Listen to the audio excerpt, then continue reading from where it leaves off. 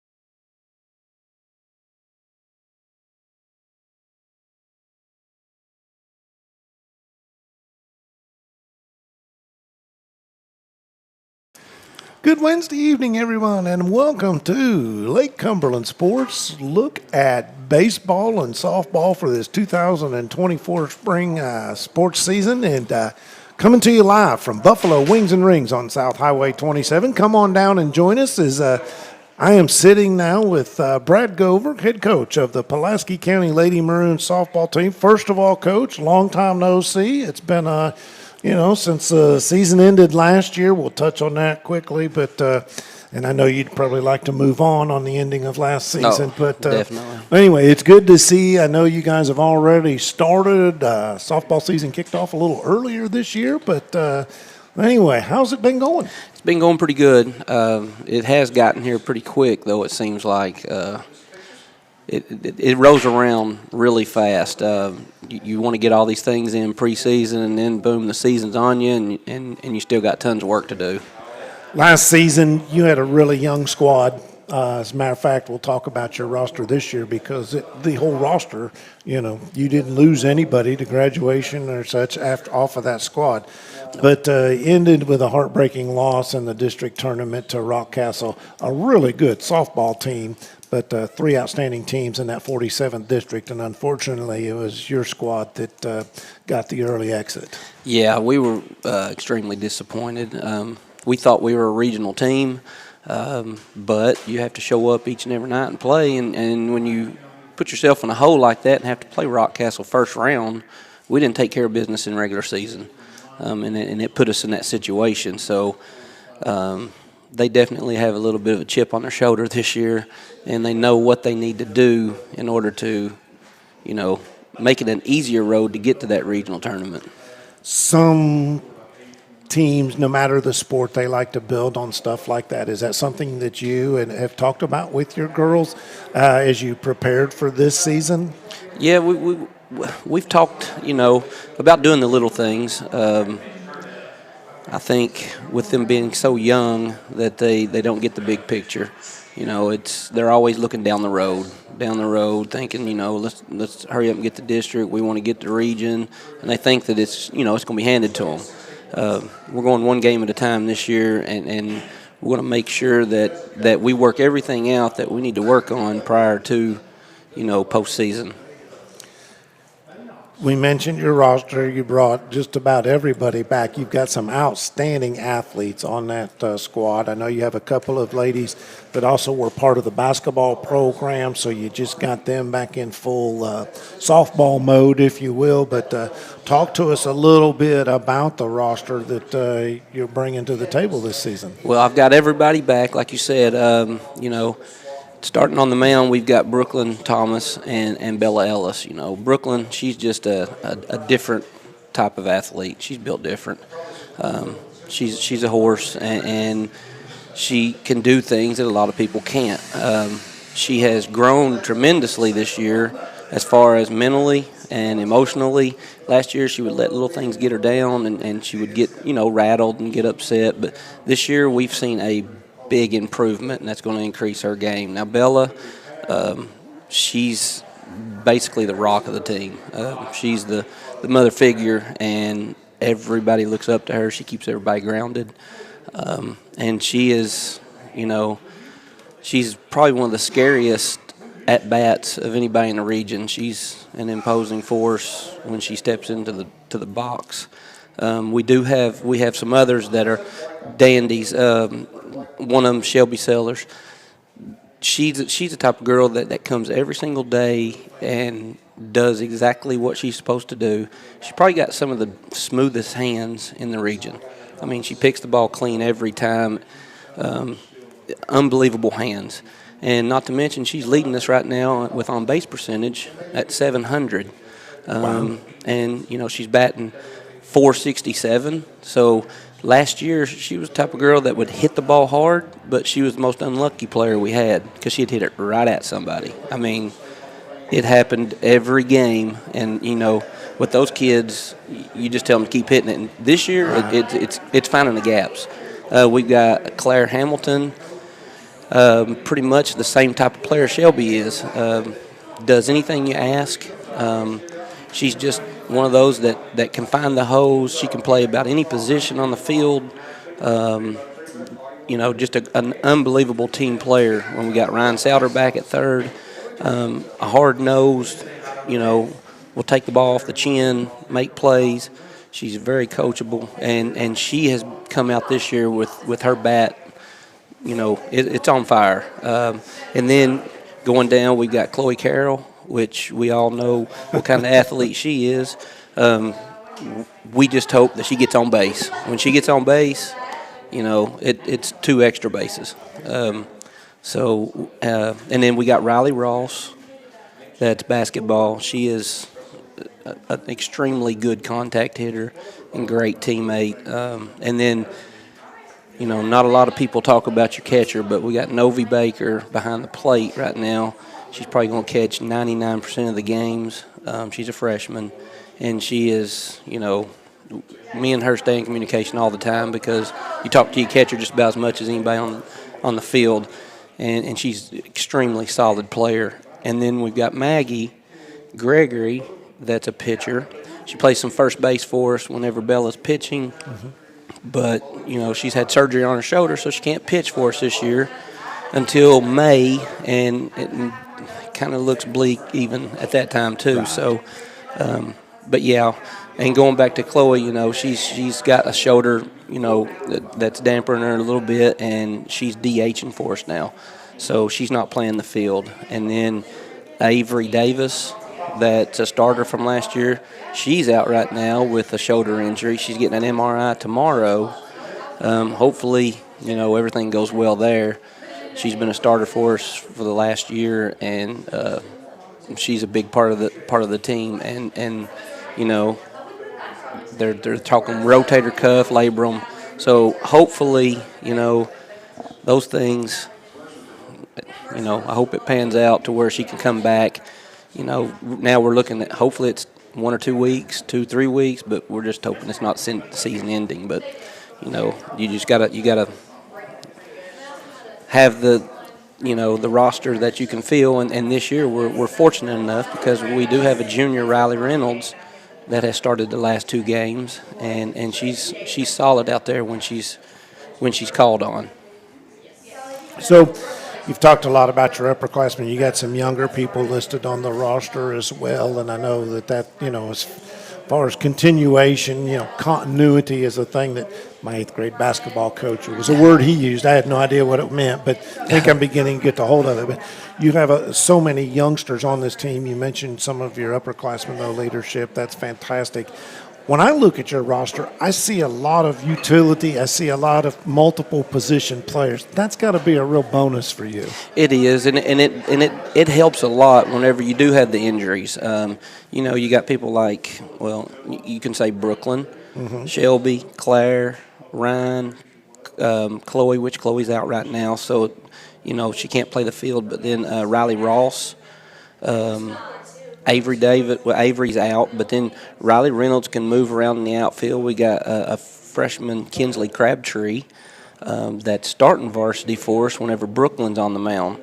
So she's going to be, she's going to look at starting half the games this season, and she has been solid at shortstop.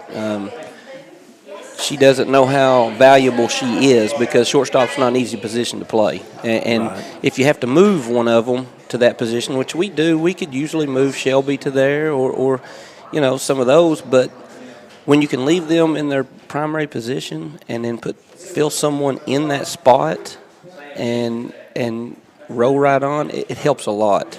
Because once you move this one, you're moving somebody else, and then you're rotating everybody around. But we do have that capability.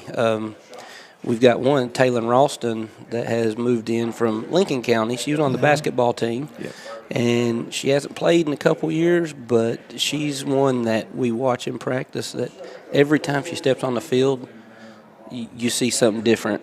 She's getting better and better, and it's like it's starting to, come back to her.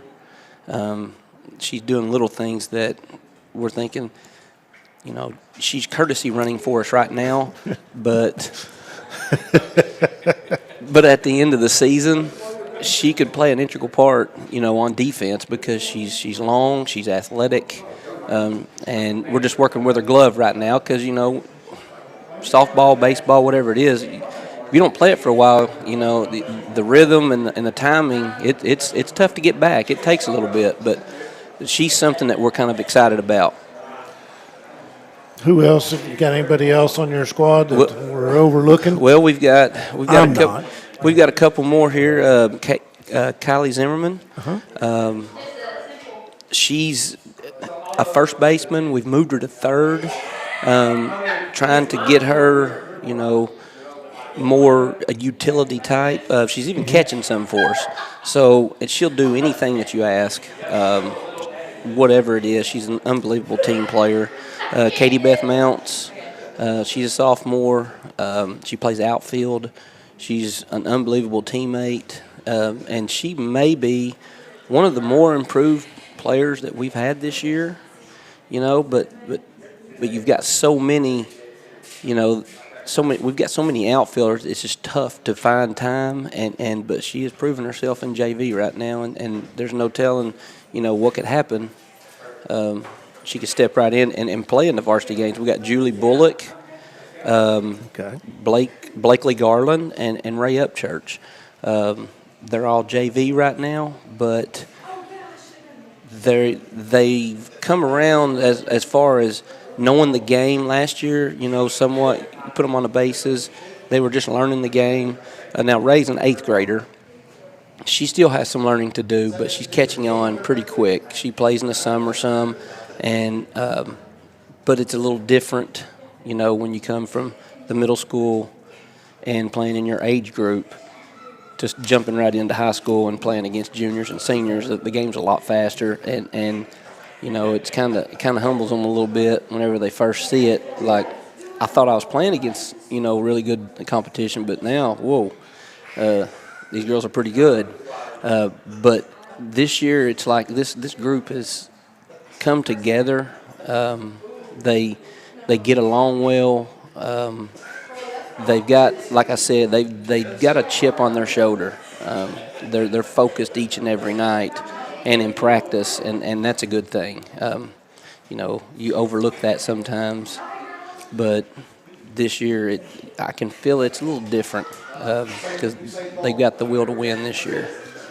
You've already played a couple of games this year. You've got, 3 or 4 under your belt? We've got 6. 6, okay. Yeah, 5-1. Should be 6-0. We had Mercer County at third place. We had them down, I think, 9-2 in the 5th or 6th inning. And that's one thing we've got to work on, closing games. Mm-hmm. We kind of let up. We thought the game was over. A hit batter here, a hit batter there, and then you look and the bases are loaded, and then a grand slam. So then you're like, are you kidding me? And then it just starts landslide. And, they tied us up.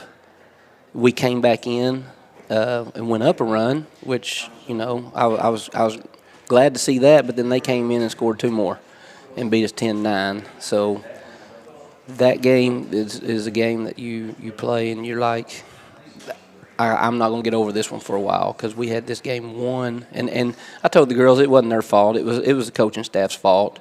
We had Brooklyn throwing. Brooklyn had 14 strikeouts, so they had 5 hits and scored 10 runs. So we did our job there, but I think we left her in a little too long. We didn't mix the pitches up like we should have. But so we'll take the blame for that one. Okay. Real quick before we, on your scheduling, what's your philosophy when you schedule, an upcoming season? Obviously, you got 47th district competition, but what do you like to do outside of that? Well, it starts with the scrimmages. I like to scrimmage the best teams that I can possibly scrimmage. We had Barron County come over this year, which they're an extremely good team. They got one of the better pitchers in the state. And then my second scrimmage was against Ballard. We went to Ballard, and they've got like seven starters back off the state championship team last year, along with their pitching staff. So I knew, going in, I didn't tell my girls, but I was talking to the coaches, and I said, look, we've got to keep these girls together. We need to see where we're at, and we're getting ready to find out, because we're probably not going to come home with a W in this scrimmage. I'm just, being realistic. But the thing is we go up and they beat us 4-3. It's 3-3 going into the last inning. So that's what kind of team we've got this year. They compete with whoever's on the field. But I like to schedule the toughest opponents that I can find. It's not easy to schedule because you got to plan in your travel time. You try to get as many teams that come to you as you can. Find the right tournaments. But my philosophy on it is, look, you got to play good teams to get better. We can go out and we can schedule, a bunch of teams and just try to find a lot of wins. But, it's at the end of the day, I don't get excited as much, playing one team as I would another if I know that, this team's tops in the state. I'm pumped for tonight. Well, it doesn't do a lot of good to have shortened games due to, mercy rules and things like that, because you need at-bats. I know that's a big part of it. Yes. Talk to us a little bit. I know you don't do this all by yourself. You've got a coaching staff that helps you out. Share with us who you got working alongside of you. Okay, I got Bethany Gover, which is Taylor Gover's wife, my nephew's wife. She played at Somerset. We've brainwashed her and got her over to the county now, and we make her wear the maroon and white. She's got a lot of experience. She's a great player when she was playing. She's got a lot of knowledge about it. She relates well with the girls. The girls like her.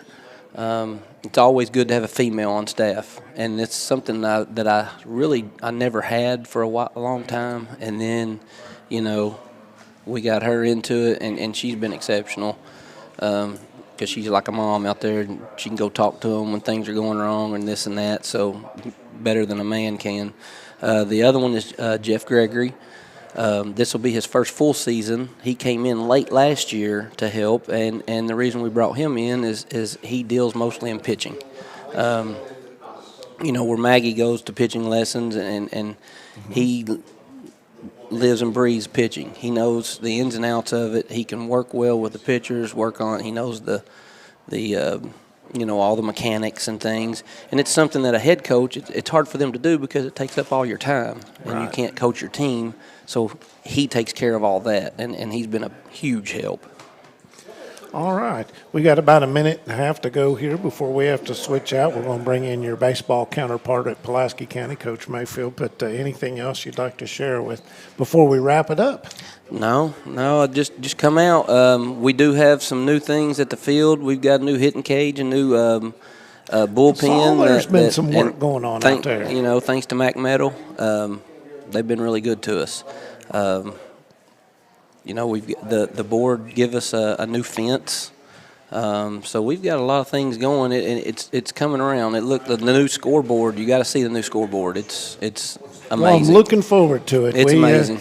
we finished up a busy couple of weeks of basketball, and we tried to catch our breath. And you guys already started ahead of us, and but yeah, we will be out there. And folks, if you get an opportunity, it's a great place to go sit and watch a good softball game.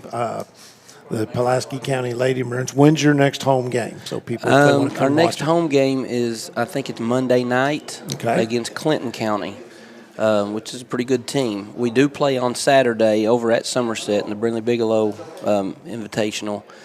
We play Perry Central. But unfortunately, I won't be able to be there because my son's got recognition day at the Citadel, where he becomes he graduates from the Knob part of it and becomes a freshman. Well, so awesome. Well, congratulations I gotta be at to that. you. Yeah, absolutely. We do have, and family's a very important part of what we do in our daily lives. All right. Thank you, Coach. I appreciate All it. right. Can't wait to see you out there on the ball field. And next, we're going to bring in Mike Kerr and Kent Mayfield to talk Pulaski County boys baseball. Of Somerset, we're known for great service before and after the sale and so much more. Since 1988, Toyota of Somerset has been supporting our local communities. And we sell and service what a number of different rating services call the most fuel-efficient, dependable, and safe vehicles on the road. Toyota. Toyota of Somerset, South Highway 27 Somerset, and online at toyotaofsomerset.com. At Toyota of Somerset, we're all about you. Here to come in 17500, here to come in 175.2. I 200 down, got it here to come in a quarter. Like successful sports programs, putting together a successful auction takes a lot of planning, organization, attention to detail, and teamwork. And you need dedicated and committed people pulling together. At Ford Brothers Auctioneers, we've been successfully selling the country since 1965. Ford Brothers Auctioneers. Give us a call or visit us online at FordBrothersInc.com. Ford Brothers Auctioneers, we're selling the country.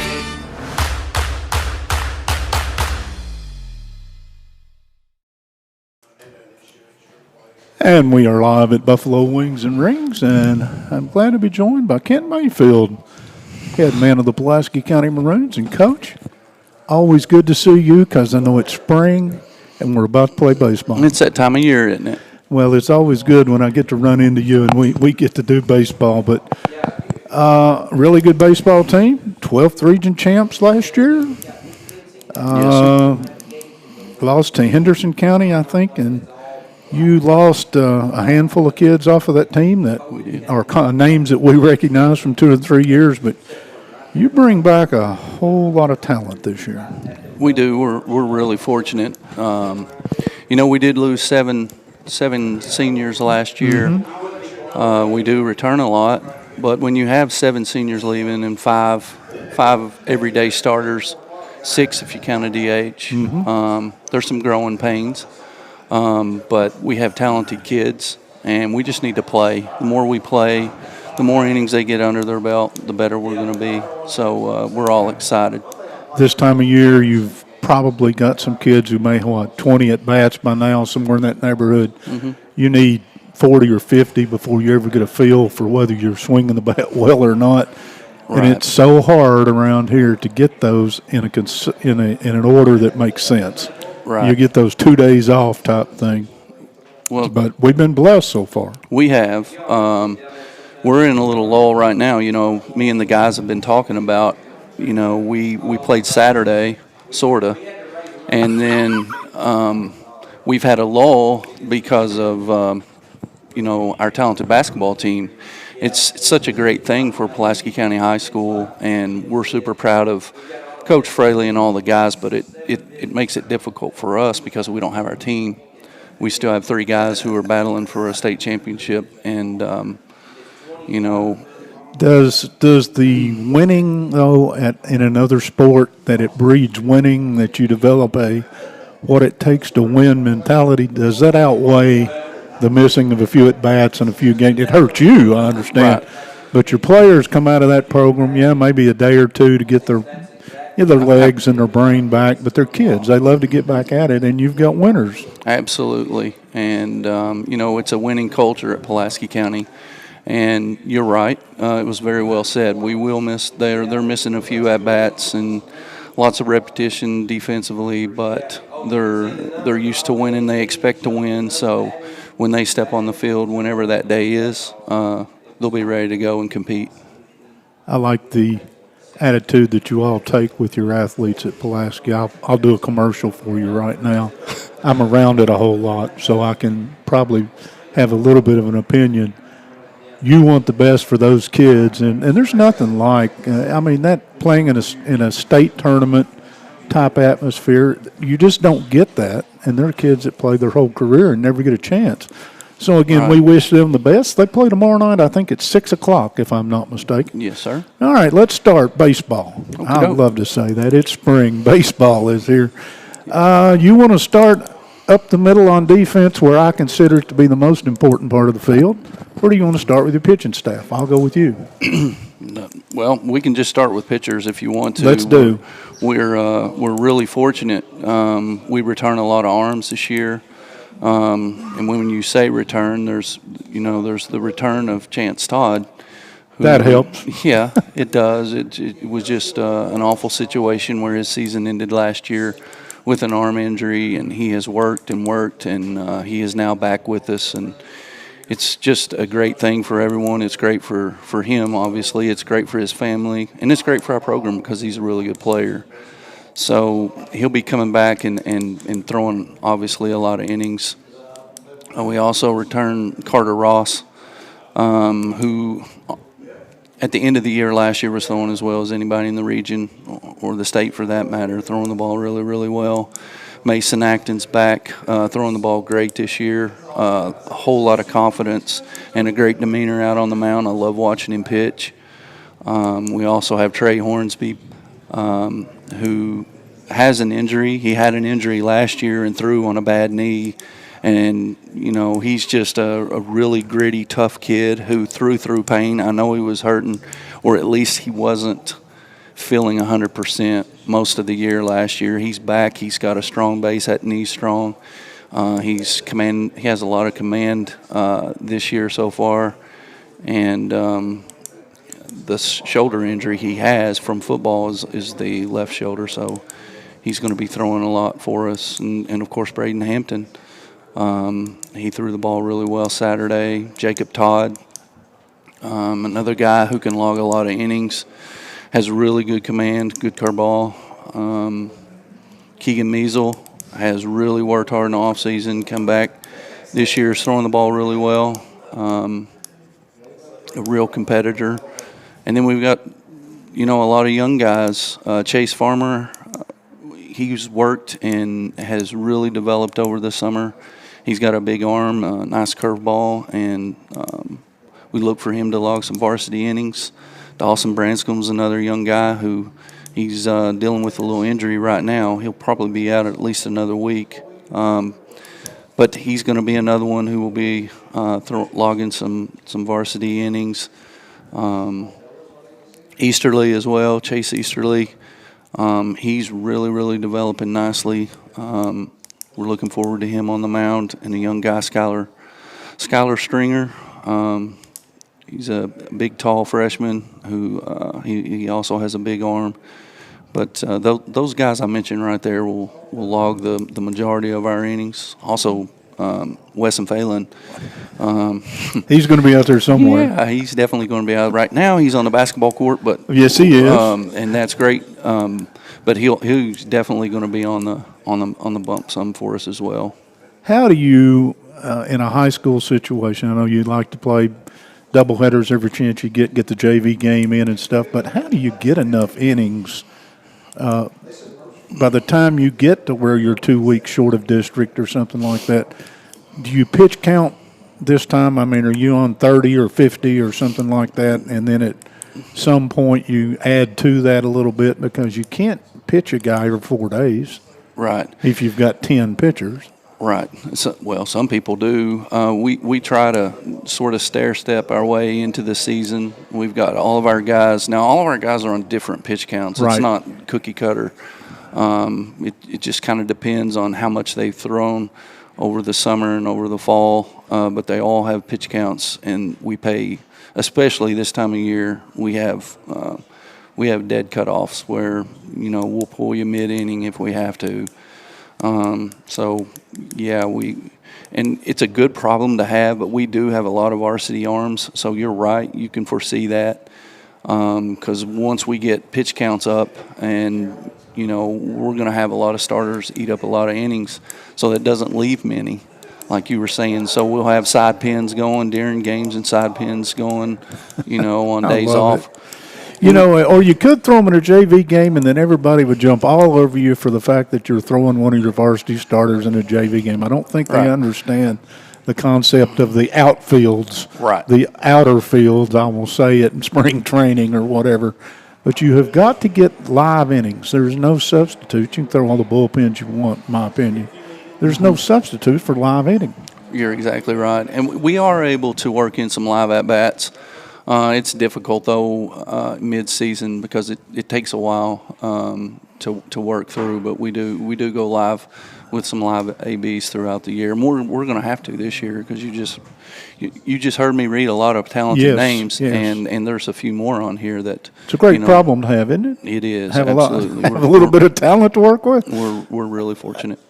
All right, we've talked a little bit about pitching. We'll get to defense at the end of this maybe, but who are the hitters in this lineup that when I come and do one of your all's games, I'm going to after the game go, wow, that's a good-looking young man at the plate. Well, hopefully there's a lot of those names that you'll be asking me about. We return the middle of our lineup with Bryce Cowan and Mason Acton. Jacob Todd's right there in the middle. Chance Todd, losing him last year was awful on the mound because he is such a competitor when he pitches, but he was also our leadoff hitter. Right. He was also our, coming into last year, he was our leading hitter. He steals a lot of bases. He scores a lot of runs. So, he'll be a name you're going to hear a lot hitting at the top of our lineup. And Chase Farmer's come a long, long way. He's hitting the ball really well right now, staying through the zone, and really excited about him this year. A name that might surprise you, Braden Hampton's hitting the ball really, really well this year. He's going to be a great two-way player for us this year, along with Carter Ross. Last year we jokingly called them the PO boys, but we told them both really, really early, your PO days are over. And they're both That's pitcher only, guys, if you wonder what I'm we're sorry. talking about here. No, I'm just pitcher only. But they are definitely not pitcher onlys. They are athletes, and they are Yes. good athletes, and we're going to rely on them a lot. Keegan Measles having a good beginning of the year. Owen Stevens, all of these guys are capable. I'm interested to see how it works out. Like you said earlier in our conversation, it takes a few ABs and a few games to level everything out and see where everything's going to fall into place. But we talked a little bit about you've got some kids in Lexington, and we'll wish them one more time best of luck against Trinity tomorrow night. But you have a different situation, though, where those at-bats they're not getting right now. Somebody else is getting those at-bats on your team. So It's a little bit of a silver lining. You may get a chance to see somebody swing the bat 12, 15 times that might not have got that many at-bats in a season had it not been for the fact that somebody's missing. And you may find somebody you say, hey, I can run him out there if I need to. absolutely. Like I said, we're going to give the opportunity to a lot of guys, and we have a lot of capable guys, and so far so good. All right, let's talk a little bit about the district. The district this year, again, Casey County is always a wild card to me. I never know if they're going to, once in a blue moon, have that roster that they can come and compete. So They can play. They can play. Yeah. See, that's a good answer. How Yes. about Rock this year? Well, Rock returns arguably one of the best pitchers yeah. in the district. Big, tall lefty who likes to compete. They also return some guys up the middle. So they're going to be a really tough team to play. Somerset's sort of like you guys. There's a lot of arms over there in that on that field too. Somerset's extremely talented. You look at their class, and there's a lot of underclassmen, but they have played a lot of innings and they have played a lot of baseball, and they are competitors, and it's always fun playing them. Coach Grundy does a great job, but they are very talented. It is fun for the rivalry of two schools that are a mile apart. I'm stretching it a little bit, but to have the two schools with the two facilities with the two teams that we know that at least 2 or 3 times every year we're going to get to see those teams play each other. That's the games that I pencil in, and I don't have any clout, but I usually say to the boss, I'd like to work that one if you don't care. Right, it is fun, and I, as a younger coach, I didn't really think about it quite as much, but I take a lot of pride in talking about Southwestern and Somerset and us being so close, and the quality of baseball we're able to put out there in our facilities, and it makes me proud to be from our area. Again, I left Coach Gover out of that conversation, not purposely. Obviously, he fits in with that too. Just not in our district, oddly. No, he's not. That's it. So, but again, he's in a district with Somerset Christian and Wayne County and McCreary Central. And Wayne County, I usually get to see a time or two during the season, but McCreary Central is always that. I never know what they've got. Right. And Somerset Christian, we're going to speak with them later in our broadcast tonight. If they can ever get more numbers, they've got some talented kids out there. That's outstanding. We'll just add another quality Why not? program to our area. It's great for baseball. All right, I don't know where we are time-wise because they won't cut me and you off anyway. They like to hear us. Coaches, I know you've had, your staff is a good staff. You got the lead cheerleader in Gomer. Yeah, he does. He's a passionate guy, but he does so much more. I meant than that as a positive, by the way. Yes, sir. Yeah, and I'm fortunate. Kellen Jones is back for I don't know how many years he's been doing it. I don't want to think about it because it just makes me feel older. But he's back working primarily with the pitchers. Right. And then, like you mentioned, Gomer, Jacob Denny. He's he works with everyone, coaches first base, throws a ton of BP, loves working on the field. I've said it before, Jacob Denny could coach chess. And he would be I a think great you're coach. right. His passion for just being there, he's good at it. Absolutely, and that's something you need as a head coach because sometimes you got a lot on your mind. You don't have time for some of that stuff, and Coach Denny takes care of it. And then we added Jared Sizemore. He comes to us from the mountains over in Harlan County. He's a young guy new to our program. He's doing a great job so far. And then a name I don't want to go without mentioning is Jeremy Toohey. He's not able. He runs a business. He's not able to be with us every day in the dugout, but he was with us from early, right after school started all the way up until we started as our performance coach, and he's just done wonders with our guys. Our guys respond so well to him, and they're bigger, they're stronger, they're quicker, and it's because of him. And he does a great job. You give him a shout out. He deserves the shout out.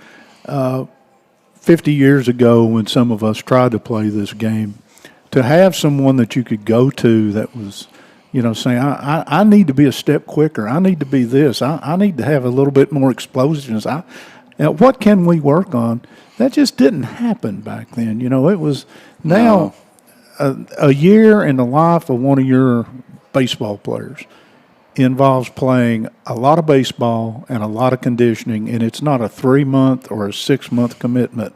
It's, except other sports, it's full-time. It's year-round, and we're all for playing other sports, but the guys who don't, the guys who are just kind of primarily baseball guys, they've all, or most all of them, work with Coach Toohey, and like I said, you can definitely tell. I can tell just the quality of. We were watching one of the basketball games. We did 20 games in 2 weeks there. So my memory of which game it was, but I saw 2 or 3 guys that 3 years ago I saw them play, and they couldn't. I mean, they could out-jump me, but they weren't going to jump over anybody. Right. And I saw those guys able to do those things, and everybody I asked, I said, "Where'd that come from?" And the answer's Toohey. Right. We're doing a commercial for him right now, aren't we? I guess we I'm are. just kidding. No, but all right. We've talked a little bit about your coaches. Your pitching coach is a good guy, and I'm not going to skim over that without talking for a minute. He shares with us when we're there. He always tells me what's going on, inside the program, knowing I'm not going to tell anybody else that. But it gives me some insight into what to look for, and he's a keeper. Yeah, he does a great job. You could tell by how many names I mentioned, and I did not mention all of our pitchers. We have a lot of young pitchers, and he has to manage all of their bullpens, work with them on PFPs and moves, and, it's a lot. He does a great job. All right, we've talked a little bit about the district. We talked about your team. We talked about your coaching staff. Let's talk about you. Me? You? Well, don't talk about you. You have a passion for this game that I've seen you, and my memory goes to a couple of games. I've seen you come out on the short end of a call here and there, and you somehow managed to keep your decorum around these kids. I think the example that's set is far bigger than baseball. When you can take a bad break and just nod your head and move on. Right. Well, I've been doing it a while, so I guess I'm a little callous to it. But and I had great role models too. I had great coaches that I was fortunate enough to play for. I was never the best baseball player, but I pride myself in paying attention and understanding the gamesmanship behind it. And I knew from a young age I was going to attempt to coach baseball. And Pulaski County, well, a lot of people don't know this, but I started at Southwestern. Yes. But Pulaski County has really given me an opportunity to do that over the years. The thing is that coaching today is everybody's kid's going to play in the major leagues. But you and I both know that's not true. We know Josh Anderson, you and I do. Right. He did. He absolutely He's did. sort of the exception to the rule in my whole lifetime of who. And what the kids have got to do is parents have got to get the kids to understand how much fun this is and how much fun baseball is to play. And don't ruin it with expectations that aren't real. Right. You do. The biggest thing we preach, and I actually had this conversation with the guys yesterday, I believe, it's really easy to compliment talent, and our program tries not to do that. We compliment, a good work ethic, effort, those intangible things that are so important. Well, again, it shows in your team, and I'm proud to say I'm looking forward to, in a day which is just a little warmer than it is today, with a little less wind, sitting out there and watching your team play baseball. Well, we look forward to having you, and we'll take a day like today any day, Yes, especially sir. in Kentucky in the spring. He's Yes, Kent sir. Mayfield, the head man of the Pulaski County Maroons baseball. We'll be back with him several games this year, and we're looking forward to it, Coach. But as of right now, best of luck. We're going to get out of the way. I think Kevin Dalton is going to take your seat, and I'm going to give Bob Boone mine. So after this break, good luck, Coach. Thank you, and thank Lake Cumberland Sports for having us. Thank you, man. all. Toyota of Somerset, we're known for great service before and after the sale, and so much more. Since 1988, Toyota of Somerset has been supporting our local communities. And we sell and service what a number of different rating services call the most fuel-efficient, dependable, and safe vehicles on the road. Toyota. Toyota of Somerset, South Highway 27 Somerset, and online at toyotaofsomerset.com. At Toyota of Somerset, we're all about you. Here to come in 175-100, here to come in 175-2. I 200 down, down again, here to come in a quarter. Like successful sports programs, putting together a successful auction takes a lot of planning, organization, attention to detail, and teamwork. And you need dedicated and committed people pulling together. At Ford Brothers Auctioneers, we've been successfully selling the country since 1965. Ford Brothers Auctioneers. Give us a call or visit us online at FordBrothersInc.com. Ford Brothers Auctioneers, we're selling the country.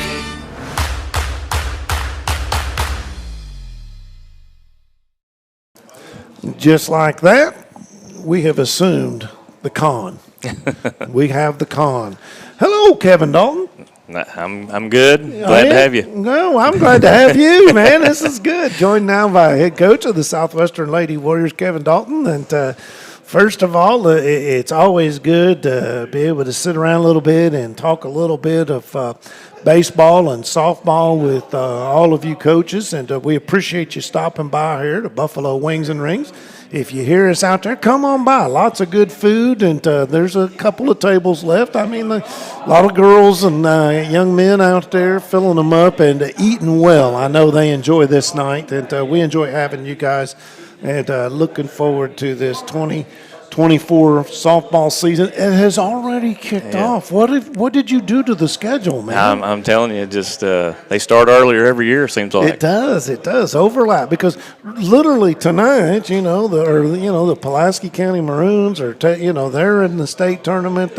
All that stuff going on up there, basketball wise. And here you are playing. One day you go out and it's 60 degrees, and the next day you go out it's 25 degrees, and you don't know whether you have to cancel the game for snow. That's got to drive a coach nuts a little bit. Football weather. It is football weather. But, Coach, let's talk a little bit. Last year, you finished with 20 wins in the regular season. You lost to East Jessamine, a pretty good softball team in the regional finals, beating Somerset and then Boyle County. That team, you lost a couple of long-time Lady Warriors. But, what do you take from last year moving into this coming season? Well,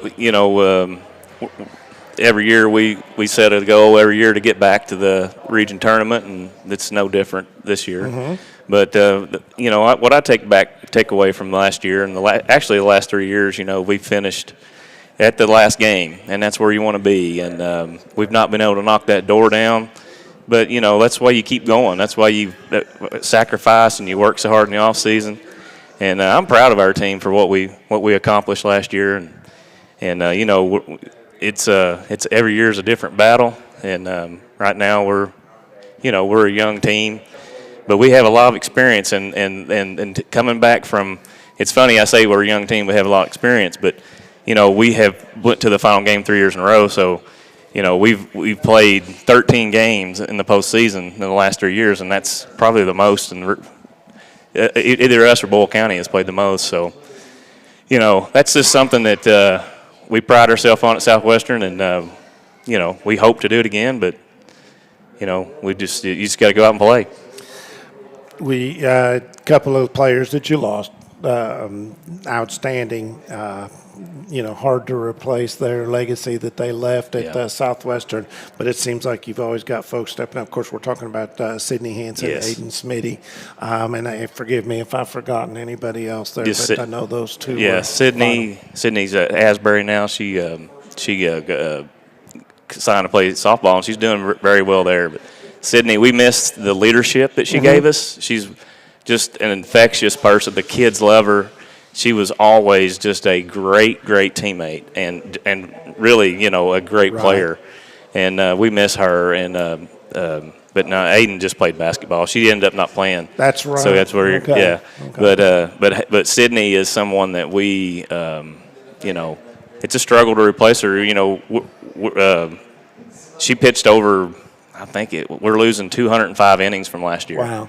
And, us and Somerset are probably the only two teams that's come back with inexperience at pitching. And, but that's part of it. And we've worked hard in the off season. Talk to us about some of these girls we're going to see this spring. Well, I'll start with my seniors. Hannah Ellis has been in our program for 4 years at Southwestern. And before that, she was at the middle school.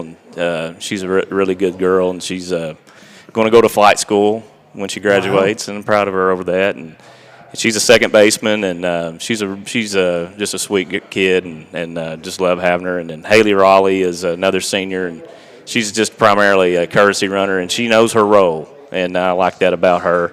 Her sister played for us for years at Southwestern, and she's real aggressive. If she would have played it when she was younger, she would have been way more skilled than she is now. But she knows how to run the bases, and that can be invaluable. Yeah, and she's a senior, and that helps too, because like I said, we're young, but we do have experience. But we are young. And then my juniors, you know, I got Bryn Troxel. Troxel has battled injuries all year, a lot of adversity this year. She's actually playing with a fractured elbow and on her throwing elbow, and is able to play. And she's missed a lot of practice, you know, in this softball season. She was able to do a lot of all season stuff, but I'm proud of her for really, you know, the doctors wanted her to sit out the whole year. And she just couldn't do it. And she wants to win, and she wants to be a warrior, and we're lucky to have her. And she's slowly coming back. You know, she had to probably sit out, I guess 6 weeks. I don't know. It felt like forever. But she's slowly getting her timing back and things like that. And then my other junior is Macy Gwynn, and Macy is she has improved. I said it last year how much she improved. But this year, she is becoming a bigger leader for our team. She's solid. She works really, really hard. She's got a great attitude. The kids love her. She's awesome to have in the locker room. You know, she's like a glue guy type person. Like, you know, the girl, she knows when to cut up, and she used to never know when to stop, but now now she does, and I'm really proud of her. She had a home run the other night. Oh, wow. Yeah, and last year she hit a couple, so we look for her to have a good year. I'll go on to my sophomores. Jordy McDonald. Jordy, you know Jordy from basketball. She's just an ultimate athlete, can play anywhere.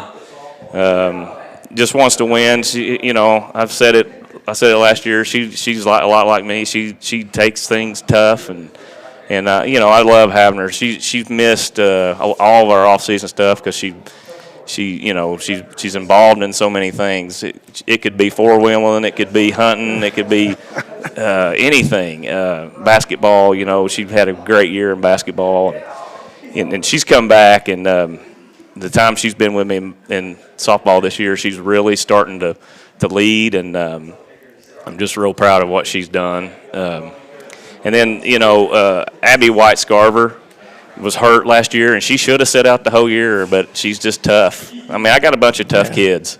I'll be honest with you. I got a bunch of tough kids. And like $2 steaks. That's right. They, you know, I try to be tough, and you know, you want your team to be a resemblance of you. Sure. And but Abby is she battled an arm injury, and she's pitching for us now, and you know, I can play her at any position. She can play any position on the field. She's very underrated. No one knows about her, but she's going to have a huge year. And you know, she is she's a pleasure to coach. She'll do anything I ask her. I put her in left field the other night, and she hadn't practiced it all year and played and caught balls. And it doesn't matter. I could put her catcher, and she'd probably play it. Pretty handy to have someone like that. No question. And someone who just enjoys life the way she does. Absolutely, yeah. And, you know, Bella Lowry is my returning catcher, and Bella made vast improvement last year as the season went on, and she ended up making, I think, all-county team. And Bella is valuable. She's a great receiver. She, you know, I was a catcher when growing up, and I believe in strong catchers. And she does anything I ask. She works hard.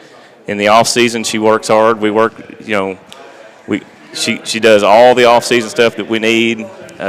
She's just you're going to see her mature more and more and more as the season goes on in her career. I look forward to having her for you know.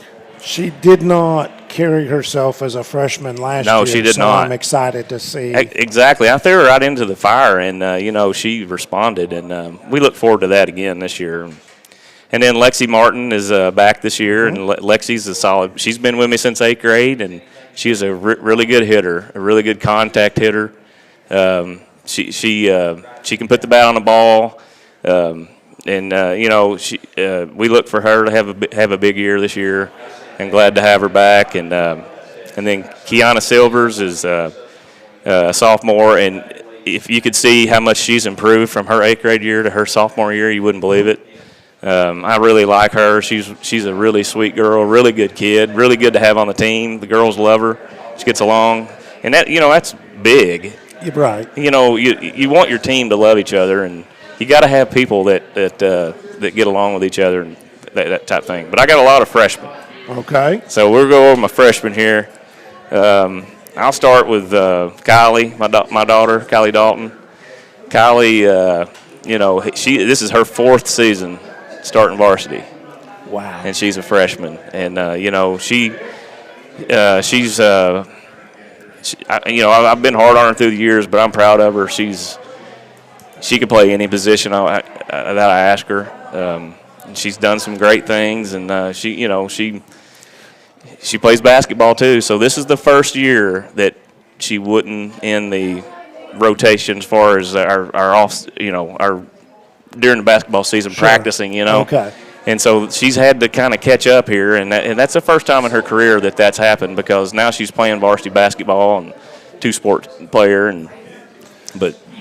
There's nothing wrong with that. No, I think it's good to see these kids. I want them to. These high school years are, they're memory makers. And yes. Have fun. And I just have one question when it comes to coaching your own child. Yeah. Are you dad or coach on the field? I'm dad to her always, probably. Okay. Yeah. Nothing wrong with that. Yeah, she gets mad at me sometimes, but but I love her more than you can imagine.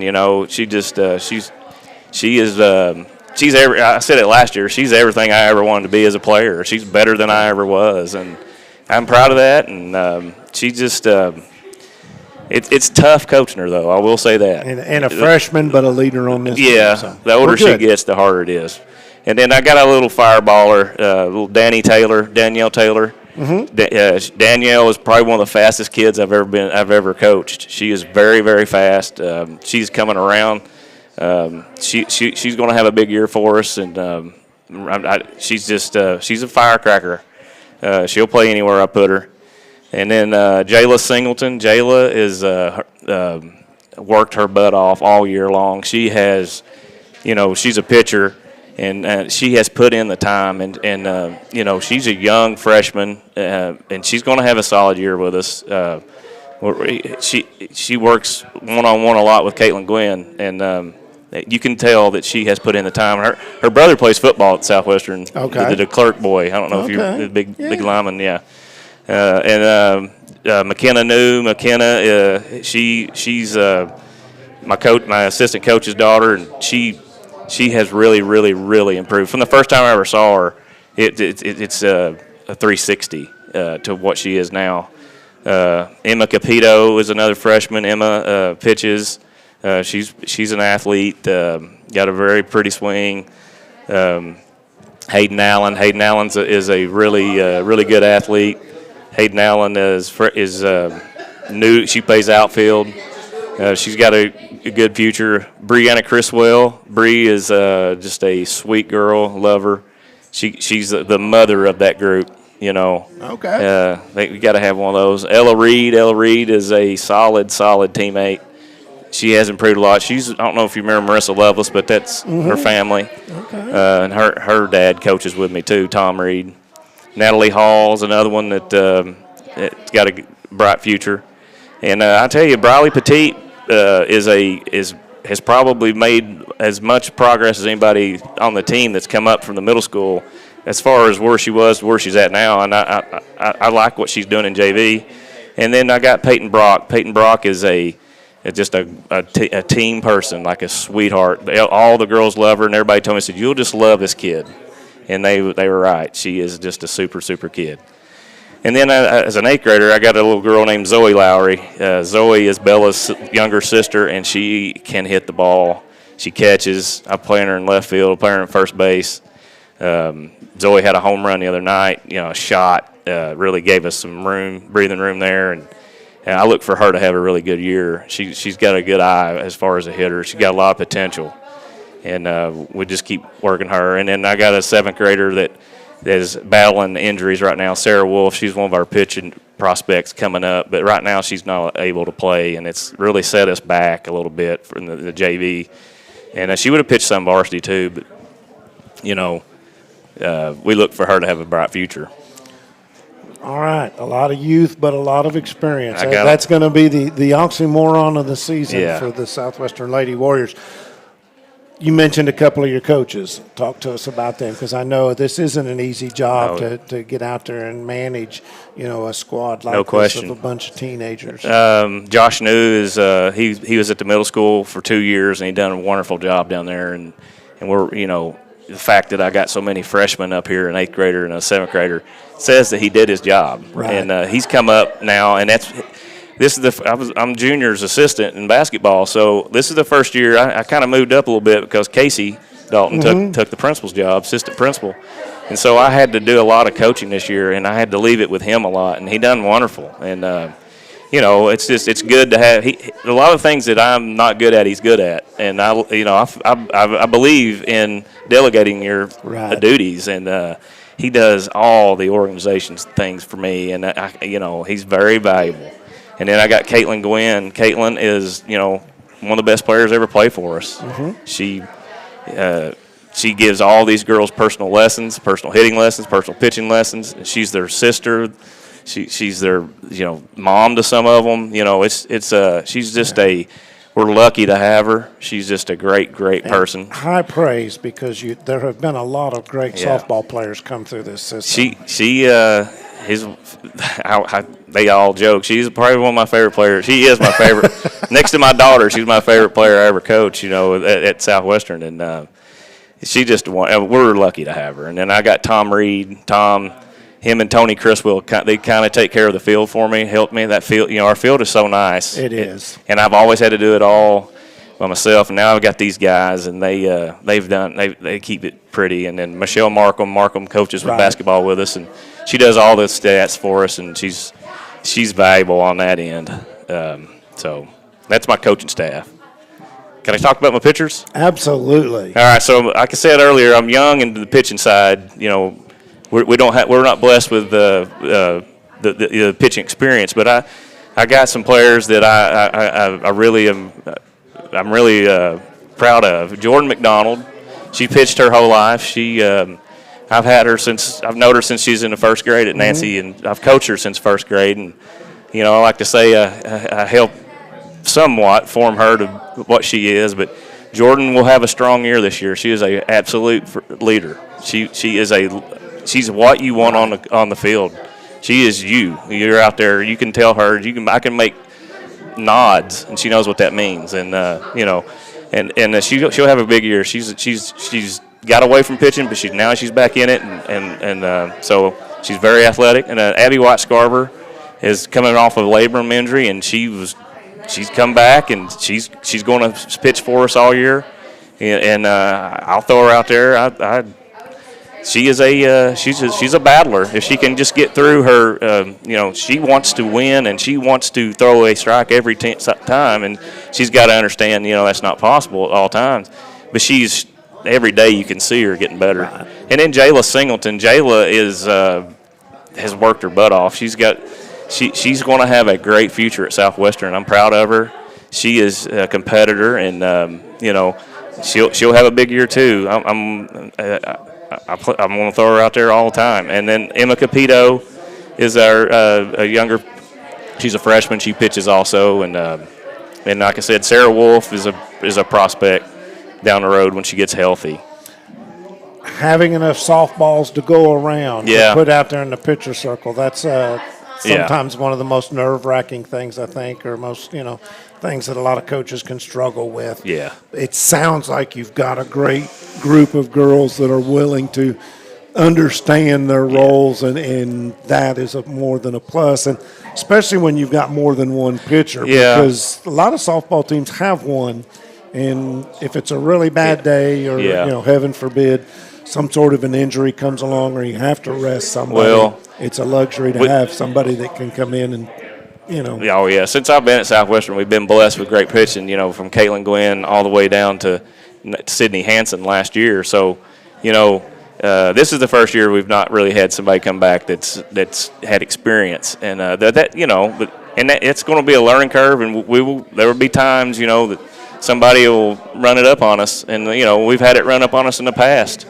run the score up on us. And, it's just it's part of it. It's part of the learning process, and that's what it's about, being a program that can sustain, Well, you have sustained. Tell us a little bit, next home game in case somebody would Okay. like to come out. Well, we're away. We play Rock Thursday, and we play Mercer County Friday, and we play at Somerset against George Rogers Clark. So Get a good look at some of your 12th Yeah. region foes. yeah, and But it's a great place. The venue is amazing. What you've done out there. Thank you.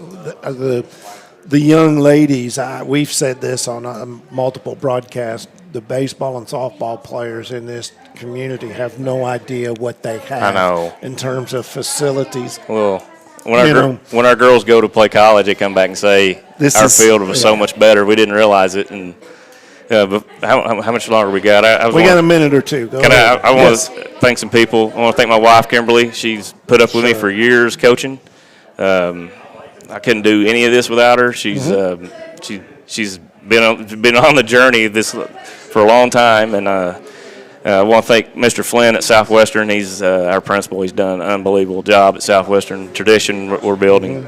Mr. Myers and Casey Dalton, my former, he helped me coach the last 2 years, but he's moved up. I couldn't do anything without him. Miss Wolf, Alex Eaton, my AD, my middle school coaches, Wes Dalton, Vicki Countryman, and Marissa Lovelace. And I want to thank Junior Molden. Junior is a big supporter of mine, and I'm a big supporter of his. And, me and Junior will text each other at 2:30 in the morning sometimes over a ball game, and, that stuff's valuable. And then my guys I work with at my department at Southwestern, I'm a special ed teacher. We got the best special ed department in the state. right. You got Nick Stringer, Toby Durham, Toby. I do. And Billy Carson. They're my boys. We call us the 421, so they'll know what that means. Very good, and it's what makes life so much fun. What makes doing what you do so much fun, and I Yeah. can tell. I see the joy every Yeah. time I come out and see you at the ball Well, field, and that's what makes it fun for us doing what we do. I just love Southwestern. I love our team. I love my kids. I love just coaching them, and it's the dream job. All right. Well, Coach, thank you. Yep. Looking forward to coming out and watching the Thank Lady you. Warriors. Take Yeah, care. thanks for all you We're do. going to step out, change seats once again, and Mike Kerr will be up next. Toyota of Somerset, we're known for great service before and after the sale, and so much more. Since 1988, Toyota of Somerset has been supporting our local communities. And we sell and service what a number of different rating services call the most fuel-efficient, dependable, and safe vehicles on the road. Toyota. Toyota of Somerset, South Highway 27 Somerset, and online at toyotaofsomerset.com. At Toyota of Somerset, we're all about you. Here to come in 17500, here to come in 175.2. I 200 down, down again, here to come in a quarter. Like successful sports programs, putting together a successful auction takes a lot of planning, organization, attention to detail, and teamwork. And you need dedicated and committed people pulling together. At Ford Brothers Auctioneers, we've been successfully selling the country since 1965. Ford Brothers Auctioneers. Give us a call or visit us online at FordBrothersInc.com. Ford Brothers Auctioneers, we're selling the country.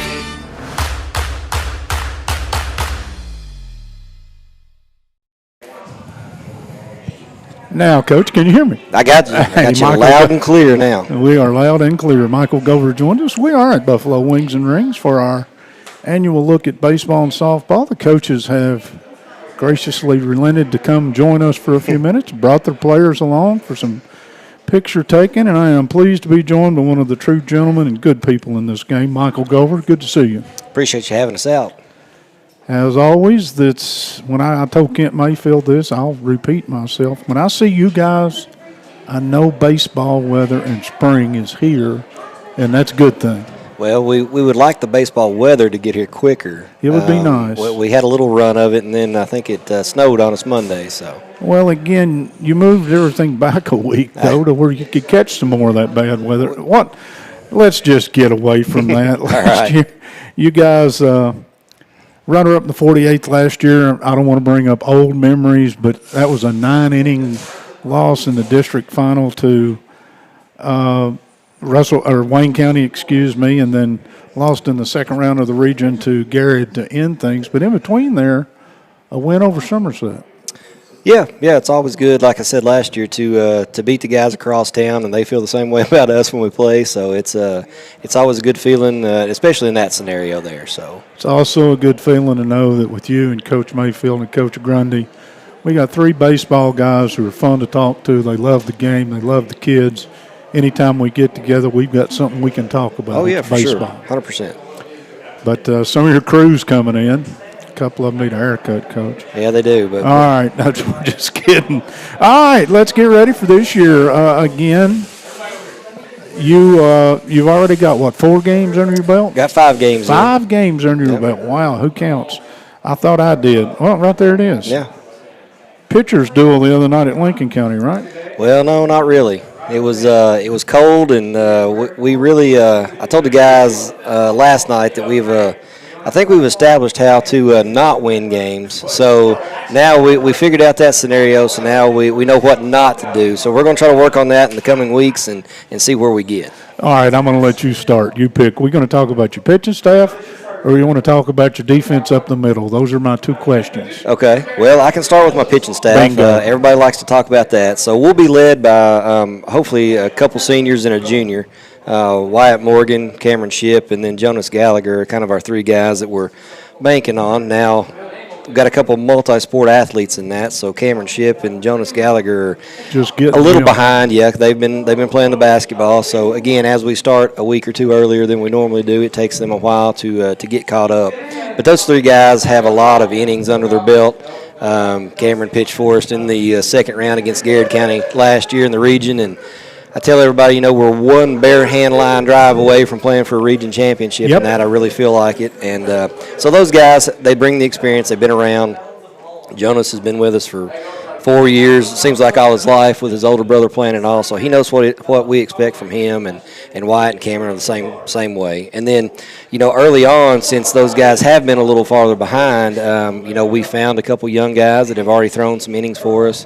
Mick Miller and Reno Scott have both thrown some varsity innings for us right off the bat. And again, they weren't really expecting it, but they proved early on that they could throw it over the plate. So we'll run them out there and see what happens. So There's a lot to be said for throwing strikes. Oh, 100%. And then, Hunter Lewis is another senior that we've got that he's going to throw a lot of innings. And then Jace Gager, who's our shortstop. And you really don't like to pull the shortstop off if you don't have to, but a lot of times he's one of your better athletes. So he's going to get some innings, and he's already thrown a couple, 3 or 4 innings this year and done a pretty good job there.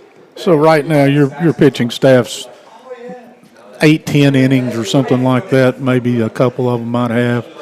Way too early to even be thinking about stretching pitchers. Do you put a pitch limit on everybody? We try to, especially when it's early. Obviously we don't like to stretch them too much. Some of our guys, like Wyatt, we've stretched him a little bit already, but he's a baseball guy. He catches. He throws a lot all the time, so he's probably got one of the better arms as far as in-shape arms that we've got. So we'll run him a little farther than we will the rest of them. So we're trying to keep him 50, 60 pitches, and as you can tell, we've thrown several guys. So.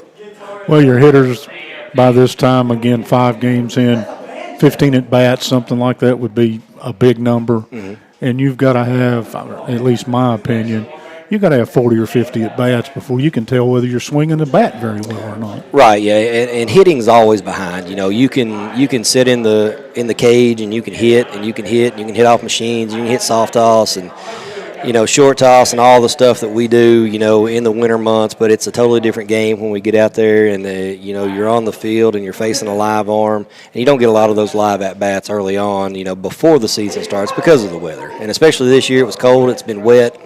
We didn't get to inter-squad as much as we normally have, so, hitting is always a little bit behind, so we try to stress to our guys, don't freak out. It's early. It's a game of failure, and you got to be able to go from one at-bat and forget what happened, whether you struck out on 3 pitches or, hit a double in a gap someplace. That one's over, and you're on to the next one. As you said, this is a game that we all share a passion for, but it is a game of failure. Baseball will teach you humility, if nothing else. Yes, it will humble you real quick. So when you think you got it figured out, it's when it'll get you typically.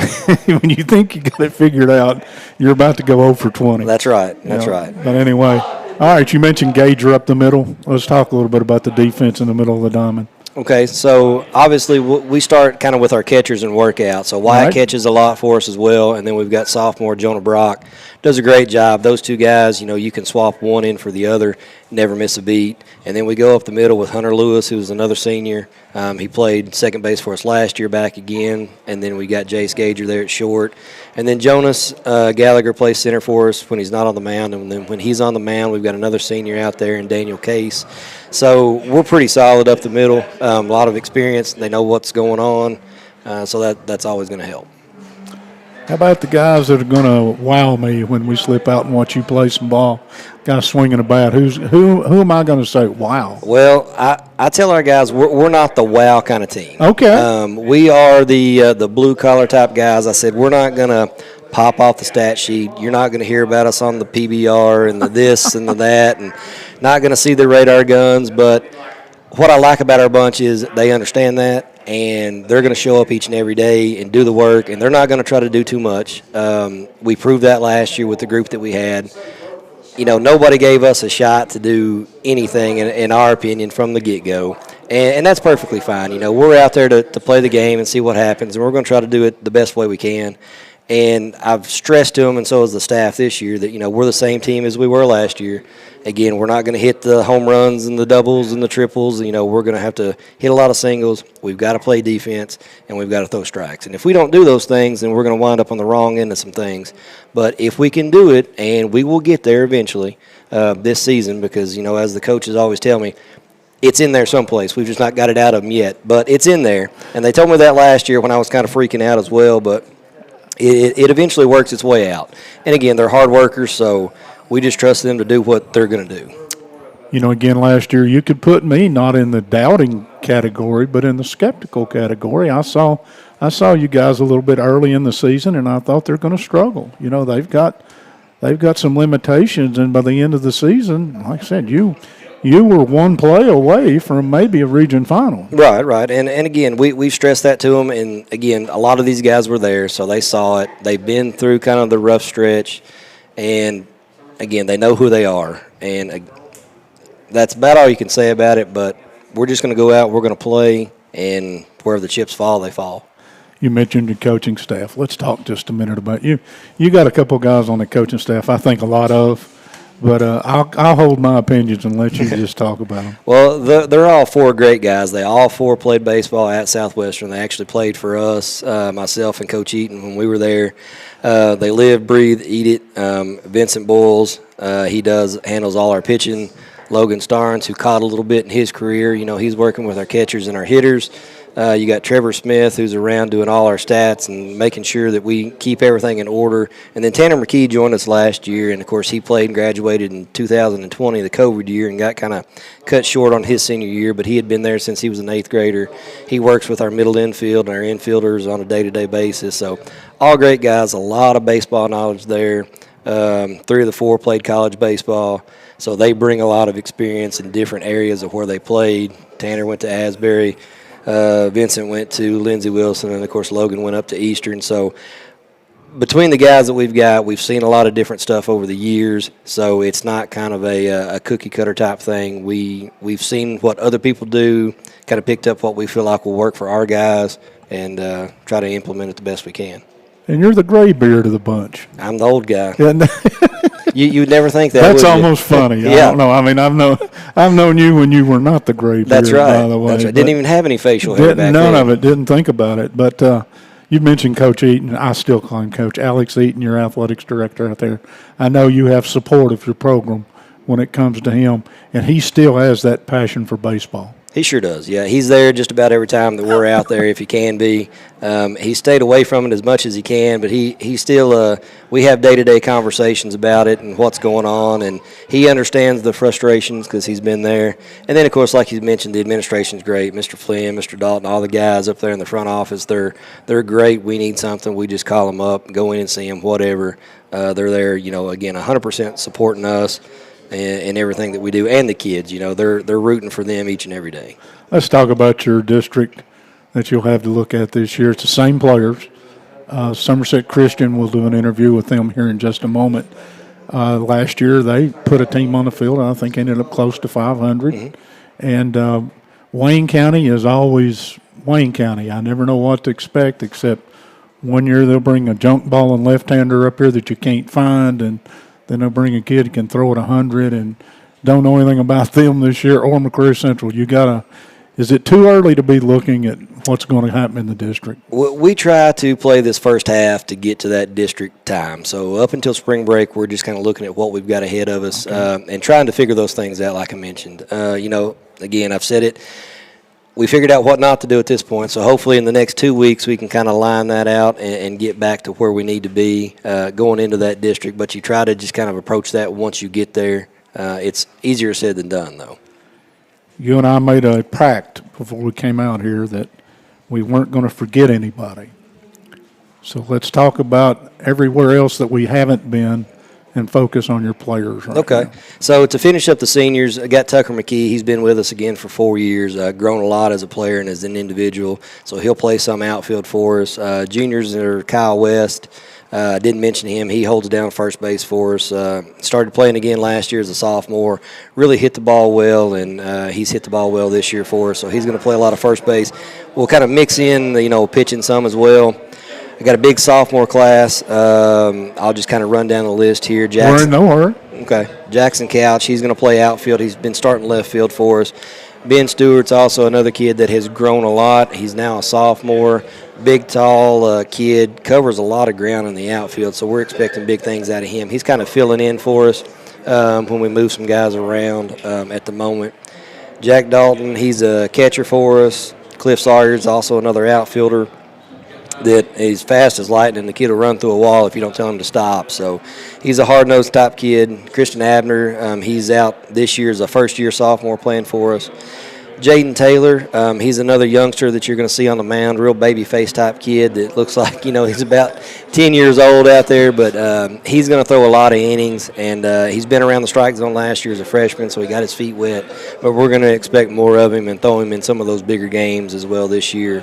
And then Cooper Sweet, I really like Cooper. Cooper was a kid that came out as a freshman, and he didn't make the team last year. But, we always tell him, hey, if this is a passion of yours, then you go back, put the work in, come back and see us. And he did. He went in the summer and the winter and really put the work in and then proved to us this year that he wanted to be there and was able to make the team. So he'll play some JV baseball for us this year, and we'll see where that goes. Anthony Mullins is a sophomore that we've got listed here. He had some health issues, and he's not going to be able to play this year, but we do keep him listed there because he's still part of our team. And then another pretty good-sized freshman class, Tristan DeBoard. He's going to play some outfield for us as well. Cameron Carrender, outfielder. As you can tell, we got a lot of outfielders.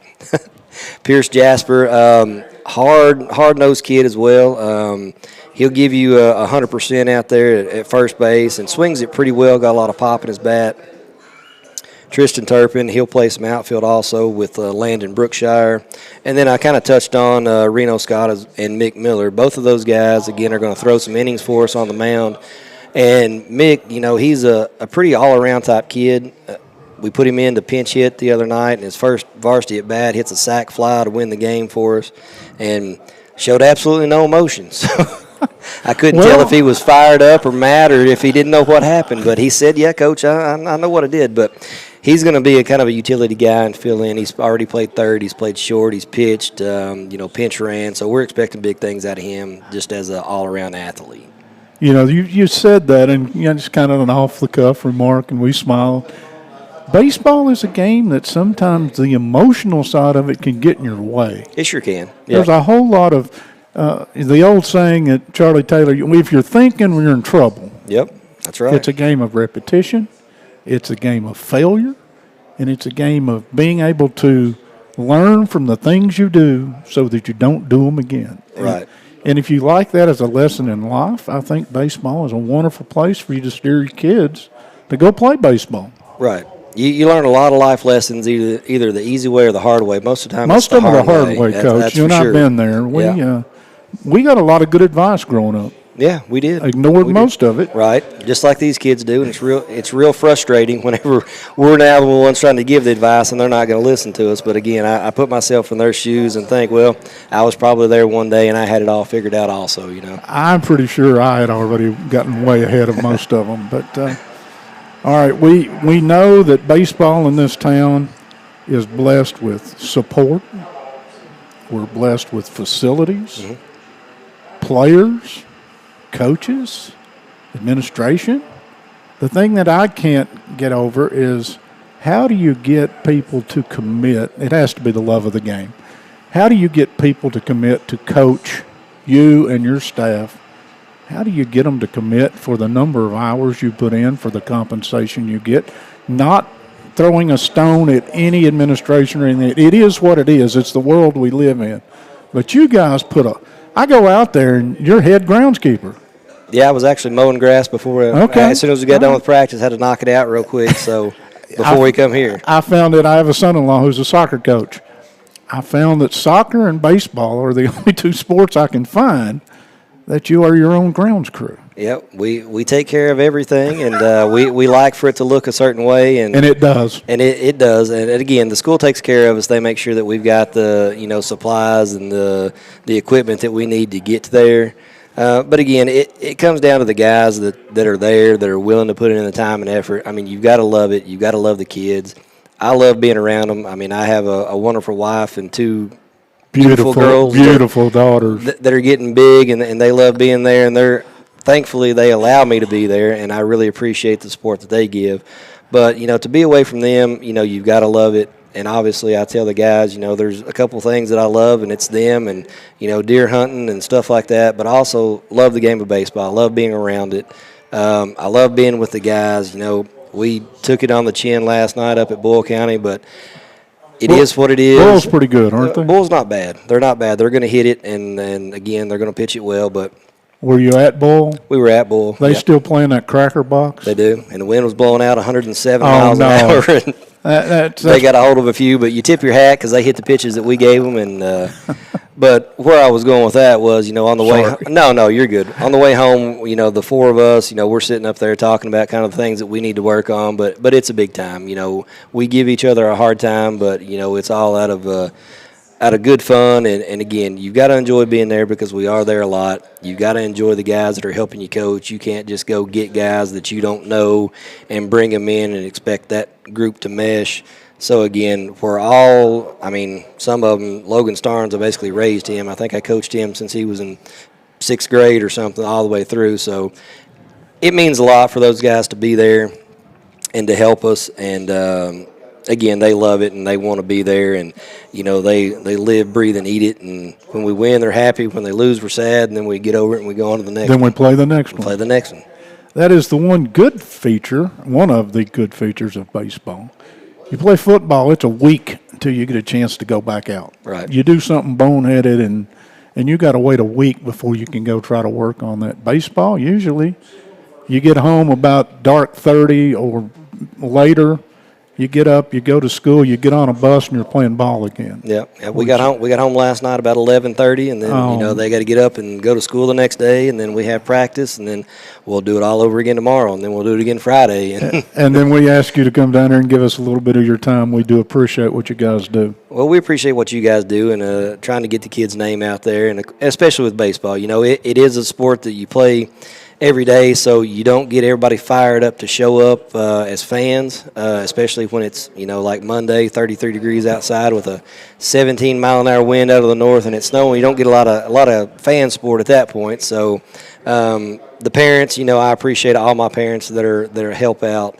Without our booster club and those guys, running that show from concessions to getting food to them, after school before we go on a road game, there's a whole lot that goes on behind the scenes that we can't do, just the 4 or 5 of us, that we have to have those boosters and parents, that are volunteering their time, effort, money to come out and help us. So we really appreciate those. Give them all a big thank you. Yeah, I appreciate every one of them. Like I said, they do a whole lot that nobody really sees, and they support their kids. I mean, nothing that you do now as a parent, whether your kid's involved in soccer or archery or whatever it may be, it costs a lot. It does. Not only in money, but in time and effort. So we really appreciate them allowing their kids to participate in it, and hopefully we're making some sort of influence for them. I think so. Best of luck. Appreciate you guys. See you at a baseball game soon. Hope so. Hopefully it'll be warm. He's Michael Gover, the head man of the Southwestern Warriors baseball program, one of the true good guys around, and we'll see you later, Coach. All right, thank you, guys. Thank you. Take care. Toyota of Somerset, we're known for great service before and after the sale, and so much more. Since 1988, Toyota of Somerset has been supporting our local communities. And we sell and service what a number of different rating services call the most fuel-efficient, dependable, and safe vehicles on the road. Toyota. Toyota of Somerset, South Highway 27 Somerset, and online at toyotaofsomerset.com. At Toyota of Somerset, we're all about you. Here to come in 17500, here to come in 175.2. I 200 down, down again, here to come in a quarter. Like successful sports programs, putting together a successful auction takes a lot of planning, organization, attention to detail, and teamwork. And you need dedicated and committed people pulling together. At Ford Brothers Auctioneers, we've been successfully selling the country since 1965. Ford Brothers Auctioneers. Give us a call or visit us online at FordBrothersInc.com. Ford Brothers Auctioneers, we're selling the country.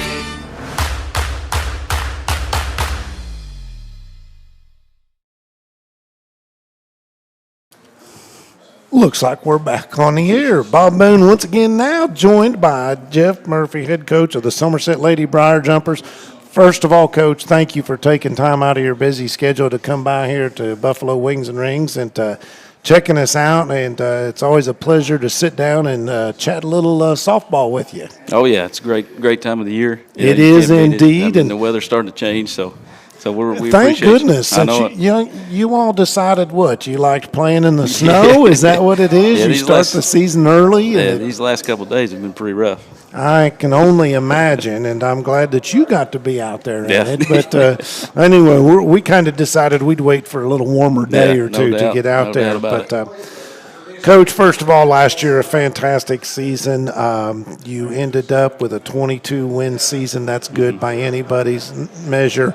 You ended up district runner-up, and then you lost to Southwestern in a tough one in the first round of the region. But overall, you had a pretty good year.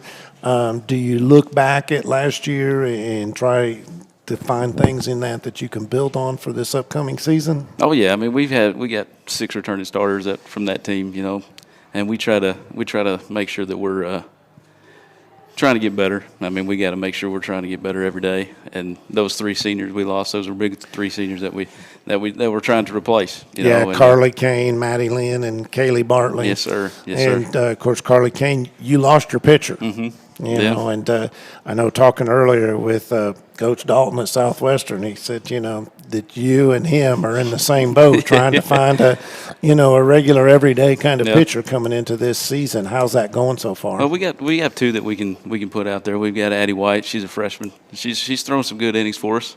And then we have Madison Robertson too. She's a 7th grader that we can put out there as well. And we just gotta make sure that we're throwing a lot of strikes and make sure, because I mean that's what Carly did. I mean she was going to come right at you, you know, and she could throw every single day, you know, and she wasn't gonna mess around. But we've got 2 pitchers we can put out there, and Addie and Madison. So hopefully we can come around and start making some plays, you know. And but those 2 have come in and we're trying to make sure that we can throw a lot of strikes. And when you have a couple of pitchers like that, is that something you like to maybe try and split them up, or would you rather find one that becomes the go-to? Because softball's so much different than baseball when it comes to the pitching and the pitching rules and all of that, because the motion itself is you know, it's not hard on the arm and that sort of thing. Or what's your philosophy? These first couple games, we have tried to throw a couple innings and then we'll switch, and then we've also won them through one game Monday and then the next one through on Tuesday. So we're trying to figure out a rotation that we can go with, and hopefully we can figure that out pretty quick. And but like I said, I mean we're just trying to figure out what we can do with both of them, because both of them can be good when healthy, you know, and because some of them they're having some arm issues right now. But hopefully we can get that figured out so that way we can be successful. Of course, 12th region, you know, very familiar with good pitching. Yeah. Everybody knows it took East Jessamine to a regional title last year. So talk to us a little bit about your squad. I know you've got a couple of seniors this year, and so you've got some experience. You mentioned 6 returning starters. We've got, I'll start with the seniors. We have 5 seniors. Okay. Jaslyn Shed Owen, Gracie Pritchard, Molly Lucas, Emmy Goforth, and Kennedy Asher. Those 5 have been around for a while. I mean, they're leaders of the team, and that they know how we do things, you know, and that's what we're about. I mean, we got to make sure those 5 seniors are leading us, and hopefully we can get there. I mean, it's been a rough start. I mean, we're 1-4 to start, but those 5 seniors are going to try to get us on the right track. Okay, that's the goal, and we got to make sure those 5 can get us going. And then we have 2 juniors in Kylie Wilson and Bailey Gretzner, those 2 outfielders that we have that they can get in there and play. And then we have a sophomore. We only have 1 sophomore in Emery Miles. She's our sophomore. She's been playing some shortstop, also been playing a little outfield for us. And then we have freshmen. We have Sarah White. We have Lindsey Dunn, McKenna Baker. We have Jamie Rogers. And those are our freshmen that we have. And then we have 2 7th graders, Madison Robertson and Aaliyah Wesley. Those are our 2 7th graders that we brought up to try to help us out. And we've got a good squad. We just got to figure it out. We got to figure some things out, you know, and hopefully we can do it pretty quick. Do you like the early start to the season? I mean, yeah. It doesn't bother me. It doesn't bother me. I mean, in college you start in February, you know. So, okay. I mean, it doesn't bother me. I enjoy it. You mentioned you've got, excuse me, I'm trying not to cough here, allergy season is in full swing too. Along with softball and baseball season, we get allergy season. You mentioned Madison Robertson, a young 7th grader that helps you pitch some. Mm-hmm. Talk to us a little bit, go into a little bit of depth about, you know, maybe the difference between your 2 pitchers that you've got. Well, Addie throws a little bit harder. She got a little bit more velocity on her pitch. I mean, she moving a little bit, you know, and then Madison's more of she got a fastball changeup, you know, not as quick. I mean, it's just a good mix that you can mix in there. You can throw a couple innings and throw Madison out there. It's just a change that we can have. I mean, and it's a good change. I mean, that's something that we got to have, and but Addie comes in with the more velocity, and then Madison comes in with the more off-speed stuff. Okay. Is that helpful in the game, maybe, Yeah, to switch yeah. up? You know, hitters get used to one. I know in baseball that's something you see a lot, but same thing in softball. Yeah, it can make a difference, no doubt about it. Trying to get their timing off, trying to make sure they're off balance. Those are things that we try to do. Talk to us about defensively. You know, we talk about these girls, but as you place them around and try to get some solid defensive play out of them. Well, we're trying to figure that out right now. We've got some players playing in some positions that they started in, and we moved them around. So right now Molly's playing 3rd. She's our 3rd baseman. And a good one. We've had Shadow play short. We've had Emery play short too. So we'll see where we go from there. We've had Madison Robertson at 2nd when she's not pitching, and then Emmy at 1st, a great defensive first baseman. I mean, I'd put her up there with anybody. And then catching, we've had our 7th grader, Aaliyah Wesley, back there. We're also going to put Shadow back there, Jasmine Shadow back there. And we also have McKenna Baker, too. She can catch a little bit.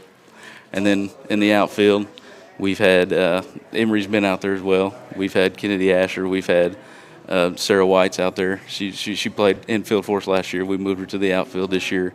We've got Gracie Pritchard out there, and McKenna Baker's played a little bit. Lindsey Dunn is a player that we just got. She's a freshman. She's been out there. And also Jamie Rogers and Bailey Gretzner. Mm-hmm. Those are all outfielders that we have. We're just trying to figure out a good defensive spot. We haven't got there yet. I mean, like I said, we've had a pretty rough start to the year, but we're gonna work our butts off to try to figure it out. Do you have a timeline when maybe you'd like to see your lineup get set? Hopefully it's by April 8th when we go to Rockcastle.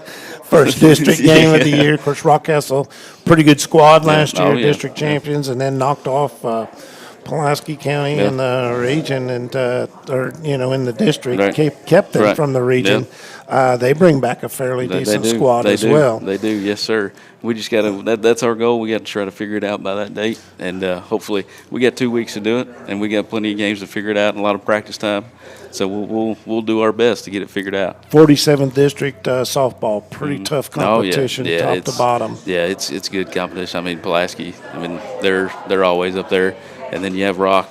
I mean, Tim does a great job up there, and then you got Casey County. They're playing very well. They're playing some good softball right now, and Dustin does a great job up there. And, I mean, it's going to be tough. It's going to be tough. We got to make sure we're ready to go and figure this thing out. this town has been blessed over the years with some great softball, high school softball, Right. very competitive.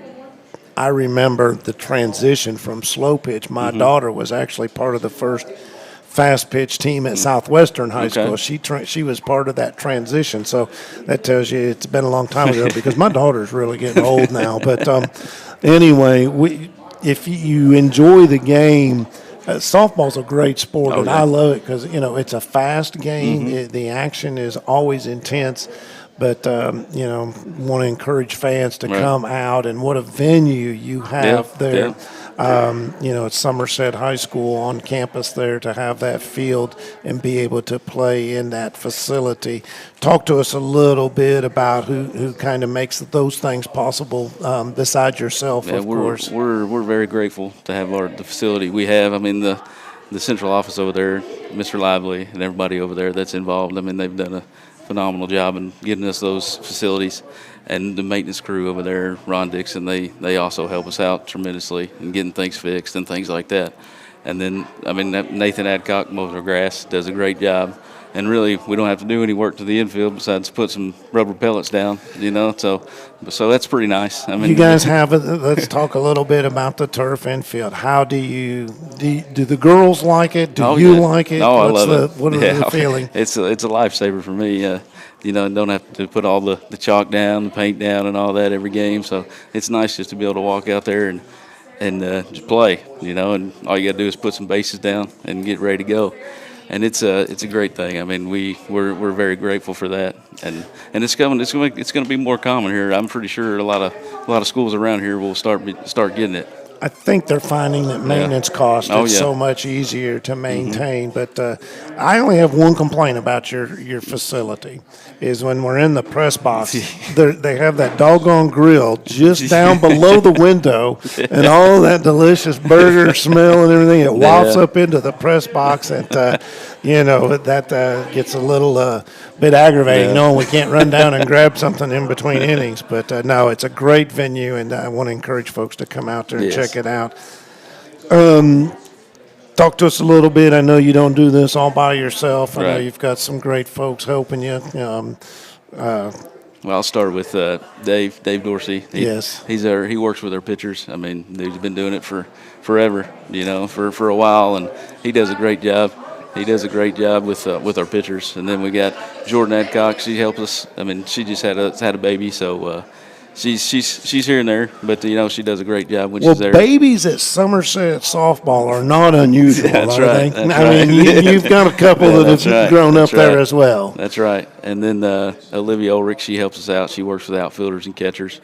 She does a great job with that. And then my wife, Brittany, I mean, she's there. When she's there, she helps with our infielders, and we've got two little boys, like you said, and she's busy with them for the most part, but she helps us out a ton when she's there. Can't believe that there's anything better than just family at the ballpark. Oh yeah, and I couldn't. I mean, without her, I don't know what I would be able to do. I wouldn't be able to do this because she takes care of everything at home and all the boys and everything. So it means a lot.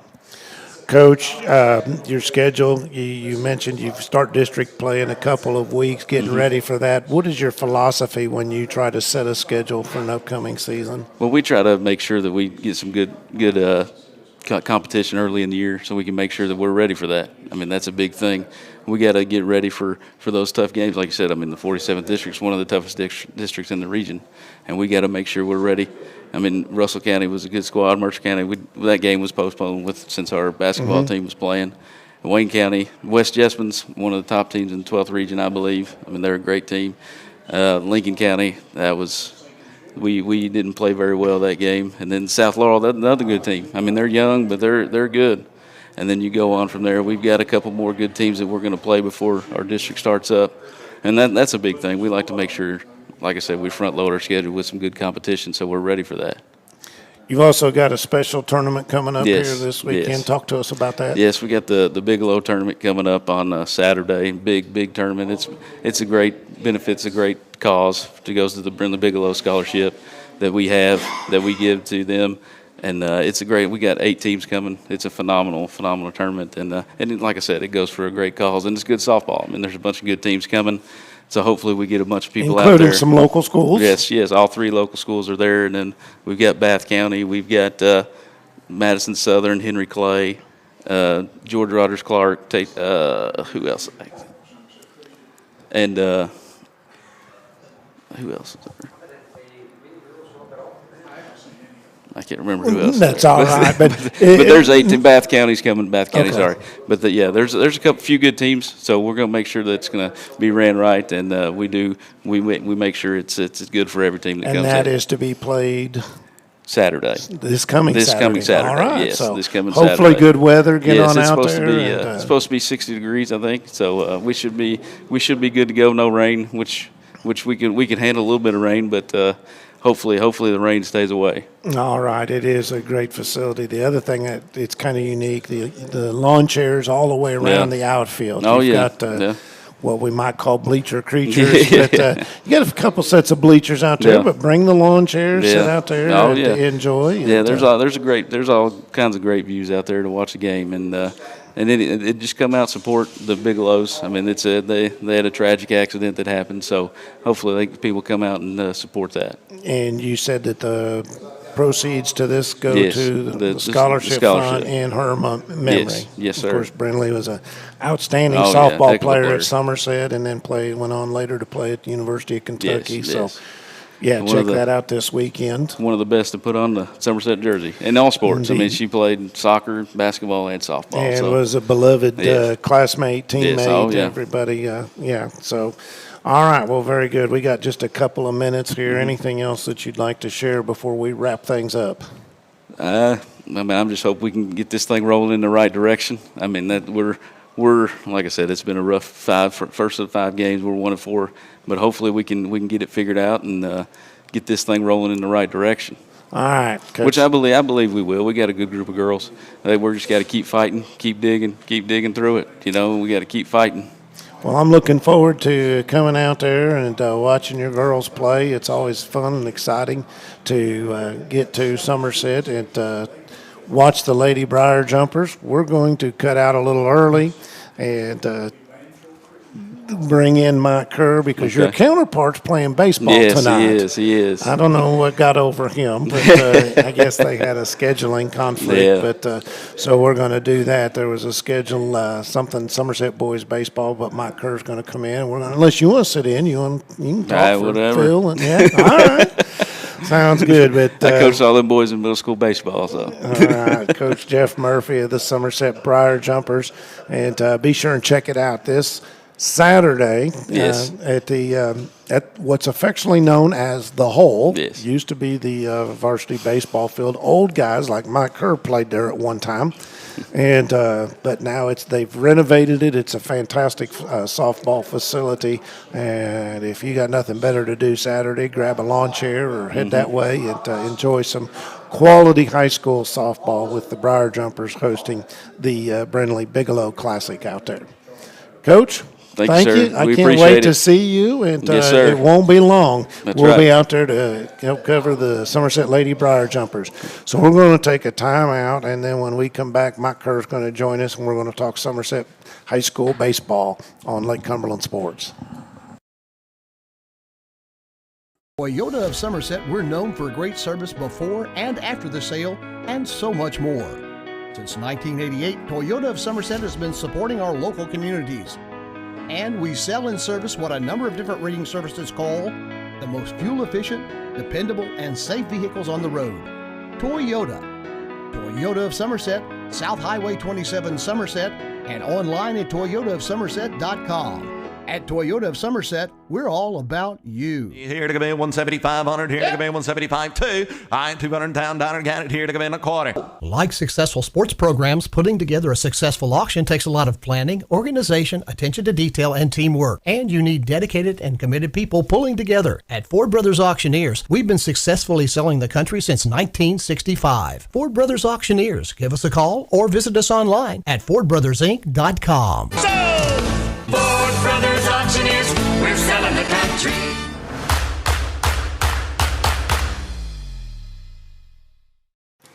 Game time just got better. That's what they said. I saw it. And it did. Yeah, this is all right. We get to see ourselves on TV. I don't know. It's weird because when I look at the screen, I'm looking away, you know. Yeah, I know, but there's an old bald-headed guy sitting next to you that's...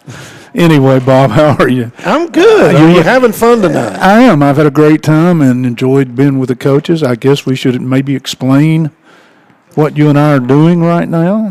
This is Phil Grundy's slot. It is. And Coach Grundy is busy. Is he? Boyle County and Somerset are playing baseball as we speak, and that is his job as a base. So, again, that was on a sort of a late in the day, late in the week.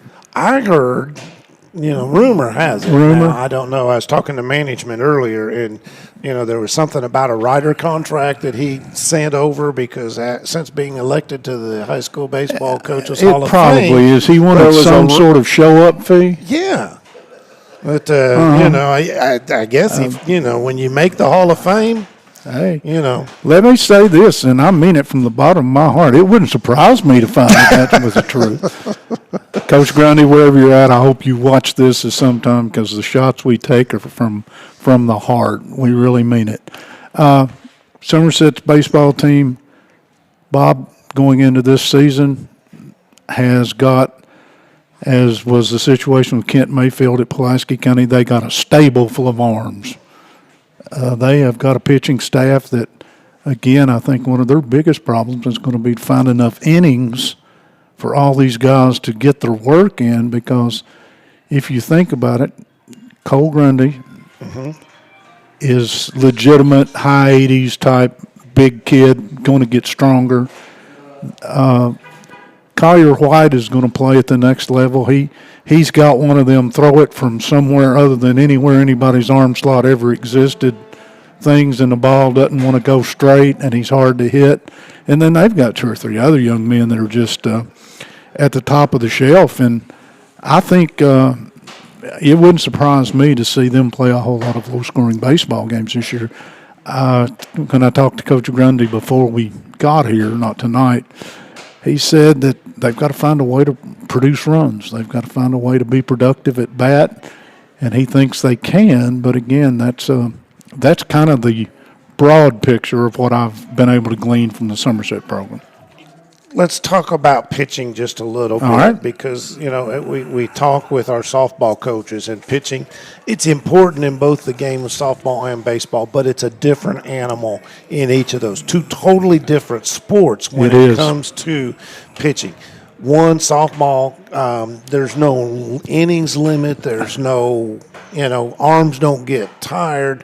We have watched young ladies pitch back-to-back games of doubleheaders. We've watched them pitch 2 or 3 times in a day in these tournaments and things like that. High school baseball, amateur baseball in general, you have pitch counts and pitching rules and things, because the overhand motion. And remember, I don't know if you remember, when I was a kid and I would throw sidearm, my Little League coach used to tell me, you'll throw your arm out. You'll ruin your arm. Ruin your arm. You'll ruin your arm. That was the thing, remember? Pat's nodding his head. Yeah. He heard the same stuff. And I watch softball pitchers, and if I'm not mistaken, every one of them comes underhand, sidearm type thing. And some of the old guys in Major League that lasted forever, the Kent Tekulves and people like that, pitched well into their 40s because they were throwing underhand or sidearm. So with all of that said, you mentioned they have a plethora of pitching, trying to find innings. That's got to be a real sticking point, or a real, I don't know what's the phrase I'm looking for, but it's a job. It is. A coach or a manager. How do you get those guys? You want to make sure everybody gets a decent amount of innings. You also want to make sure they get their innings, and there's a rotation or a timing. There is, and that's the hardest part, is to get them work on regular days. But again, Coach Grundy, going into today, his staff had thrown 25 innings. He is a firm believer. He and I talk baseball. We rarely talk politics because he's crazy. If y'all follow him on any of that stuff, but he and I talk a lot of baseball, and he is a firm believer in pitch count. Now, as Coach Mayfield said when we were talking, and Coach Gover, some of these kids throw year round, and when they do, they don't have to build quite as much. But Coach Grundy has a set pitch count, and he's going to adhere to it. and it involves not only his son and his well-being, but everyone on that team. And like I said, you look right now, the most innings anybody has thrown on the staff is 5 to this point. That is the hard part is by district. You've got to have the arm's got to have 35, 40 innings, maybe a little more than that on that arm, and you've got to be able to stretch it out to 70, 75 pitches. Right now, nobody on that staff's going to throw more than 40, 45 pitches, even those have been thrown all winter. So that is a key, but Reagan New is back with this bunch, and Caden Samala. We mentioned White earlier, Pointer. Isaiah Lewis is kind of a, I don't know what you call him in basketball. We call him a Swiss Army knife. He's another one of them that'll be everywhere. Bryson Stevens and Cole Grundy and Connor Roberts all have thrown innings already. And that's not the whole staff. So pitching-wise, they're blessed. It's going to be a question of keeping everybody healthy and getting everybody work. And, if you look at last year's numbers, a lot of these innings that we're talking about these kids getting this year, they got last year. Mm-hmm. This is not like and Somerset's a young team if you look at years of high school. But they're not a young team.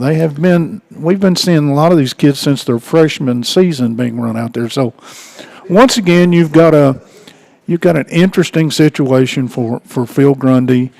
If I had to place my trust in somebody who knew something about pitching, I think I might pick his phone up and call him. I'm not sure. He spent a long time both at the professional level as well as since he's been back here, and they've turned a lot of good pitchers out of that program. Indeed, they have. I give you the Phipps young man over at Lindsey Wilson right now. Their older son, Cade, is at the University of Louisville in their rotation. They turn out some pitchers. Yeah, and there's going to be a couple more come out of this very bunch that we've talked about I think you're right. here. So you talk about pitching, and, of course, behind good pitching, you need good defense. This is a team that's got a fair amount of speed in it. We saw some plays last year that I still think, I believe it was the Samala kid. I saw him run down a couple fly balls in the outfield. Pretty good center fielder. And I was just like, holy cow. Then get the pleasure to watch him on the football field. And he's probably in their top 3 or 4 pitchers right now, again, depending on how you would want to rank them. I look at this team, and I see a team, unlike some Somerset teams that just used to bang it. They used to hit the ball out of the ballpark on a frequent basis. I remember when Cross Grundy and that crew, and their names will come to me, Staten and the kid that played first base. It'll come to me. Anyway, they had some guys that would bomb the place. They were. This is not that kind of team. This is a team that's going to have to, as you said, they're going to have to use their speed. They're going to have to score more runs that way. They're going to have to play defense. They're going to have to win some 2-1 or 3-2 baseball games. But again, I think that's what they're built for. Puts a lot of pressure on a defense when you don't have, that ability to open up a big lead because of a bomb here or there. But, I think that you're going to see some great defense from these guys around the infield. And then we mentioned they've got some tremendous speed in the outfield. And I mentioned Isaiah Lewis just a minute ago. I'll throw him back into the mix for just a second. He's coming off the basketball team. There's 3 or 4 more coming off the basketball team. And Somerset, I don't know if it's a written rule or an understood agreement. I'm not sure of the term. But they don't practice the kids that are playing basketball aren't doubling over until basketball season ends, which we saw it in last Tuesday night, if my memory is correct. So some of those kids are just now getting a chance to get on the baseball field. So you've got to have some patience if you're Coach Grundy. Again, with some of your players are getting to you later, but that is a small school. Go ahead. Well, I was going to, you said patience. I think the other thing is you got to have some patience if you're a fan, because you have to Right. appreciate what these kids are doing. And it takes different skill sets. It takes different muscle memory sets that, to move from one sport to the other. And in this day and age where so many kids want to specialize, I love it. It's Somerset. You see more of it because you just, as you were about to say, I think talking about the size of the school. But to me, I just want to see kids have fun in high school, no matter what they're doing. And, so have fun playing basketball and don't start worrying about baseball till baseball season. Yeah, baseball started earlier, so that may even. But there's 39 games on your baseball schedule. Yes. If you miss 3 or 4, and it takes you a week or 10 days to catch up with everybody else where they are, you've still got 25-plus games to go get ready to play. That used to be a season, by the way. Right. But again, I know the coaches have to make tough decisions, but we're getting ready in just a minute. We're going to talk to the coaches from Somerset Christian. Let's think about their situation. They're in a situation where it's not they're sharing a couple hundred athletes. They're sharing a handful of athletes. We're getting a 1 minute. 1 minute to go. One of us are getting ready to get fired.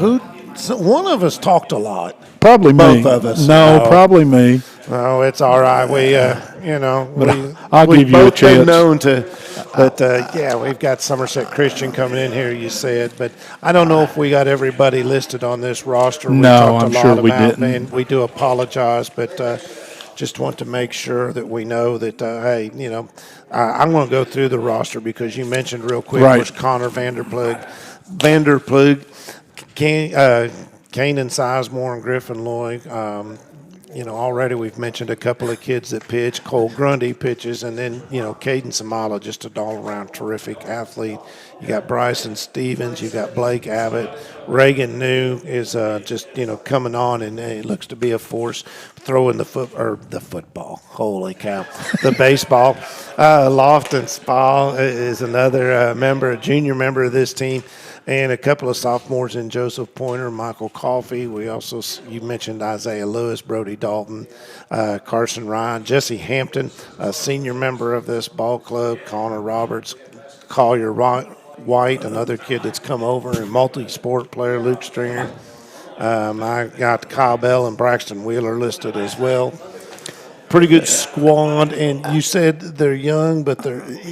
I know we sound like oxymorons. They're young, but they're not.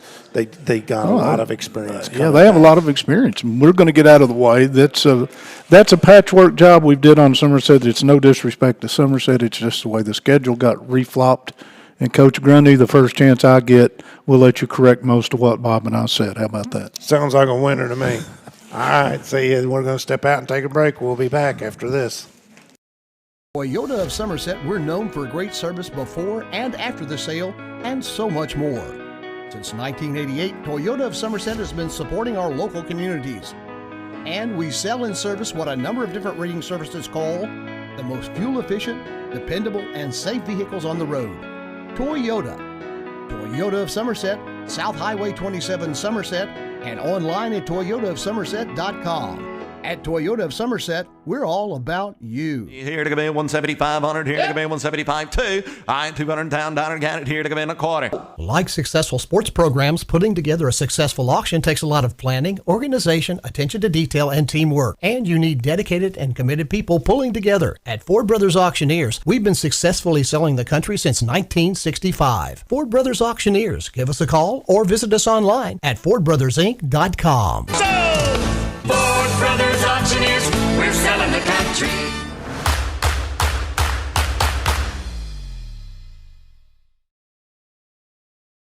The football game that started in January, We do not. we got to start with that. We're not here to talk football. Michigan football, yes, we All are. right, guys. I've known this guy, Anthony Edens, for a long time. Too long, evidently. And Anthony actually used to do a little radio work back in the days at the Clear Channel and prior to that. Southwestern football. And we did cover Southwestern football together. But most people know I'm an Ohio State alum. He's a fan of that team up north, TTUN. And I have to give him props. Congratulations, sir, on your team winning the national championship. I didn't know who to root for, but I can tell you this. Against Alabama, I was go blue all the way. So congratulations on the Natty. We'll take credit for having him retire. And then you came down and stole our running backs coach a couple weeks ago. So now I'm mad again. That wasn't the one that just got arrested? No. Okay. No. All right. Joined now by Somerset Christian head baseball coach Anthony Edens. And first of all, Coach, your third year at the helm of this squad. I believe it's also the third year as a member of the KHSAA. That's Is that right. That's Starting right. your third season. Last year, you were 8-24. You got beat by Southwestern in the district. But this is a program that made the leap from going from the Christian High School Athletic Association to playing in the Kentucky High School Athletic Association. And tell you what, you guys are making noise out there. I think that Somerset Christian is an up-and-coming school. Fine academics and athletic-wise, we've had the pleasure now this will be our third year covering baseball, softball, basketball, and I think we did some soccer, and I think we even covered some volleyball, and your volleyball team made the region final. Yeah, so anyway, want to just say congratulations on that, and we're here. We're going to talk a little bit about your Cougar baseball team, and it is a lot of fun to go out there and watch your guys compete, and I guess it's fun because it looks like they're having fun. Oh, they definitely are. I will say this: being the third year, I had year one, I had ambitions of, you think your growth is going to be just kind of the straight trajectory of vying for district title this year. I don't know if we had a couple players who decided not to play baseball, and that's just, I guess, a challenge that happens. You have some attrition. And maybe it was preventable. I don't know. I need to work on, retaining players in the off season. It is always hard, especially at a small Christian school. You can't really have people dedicated to one sport because everybody's expected to play multiple sports. And we're the third. You have soccer and then basketball, and then baseball is a third sport. A lot of guys, it's a hard sell for me to get some of the better athletes to come out for baseball. But I think I've just kind of readjusted our goals, and this year, I'm pretty pleased with what we got so far, but we've had it's been challenging. I think of 3 of the first 5 games we played, we've had 9 players, and so I bring the lineup card and straight 9, only 9. However, that's a dream for an announcer and umpires because we hate messing up our scorecards, but I get it. But you need to be proud of the work you're doing, and I know that the people that support Somerset Christian School and are proud of what you're doing out there. And it's fun to go out there and watch your kids compete because, as I said, they're having fun. I've known you for a while, and we kid each other a lot about the Ohio State-Michigan thing.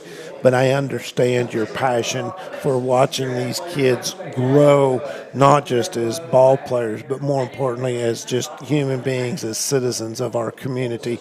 And I applaud you for the work you're doing out there, and we root for you guys all the time. Well, thank you. We can definitely use the rooting. So we had Somerset Friday night, and it looked like things are going to be a little different this year than the last 2 years. But we had a player that wasn't ineligible for us, and it kind of had to shift everything. And so we had first time ever player playing second base, and of course, Grundy gets all of his guys hit second base somehow, but I'm just kidding.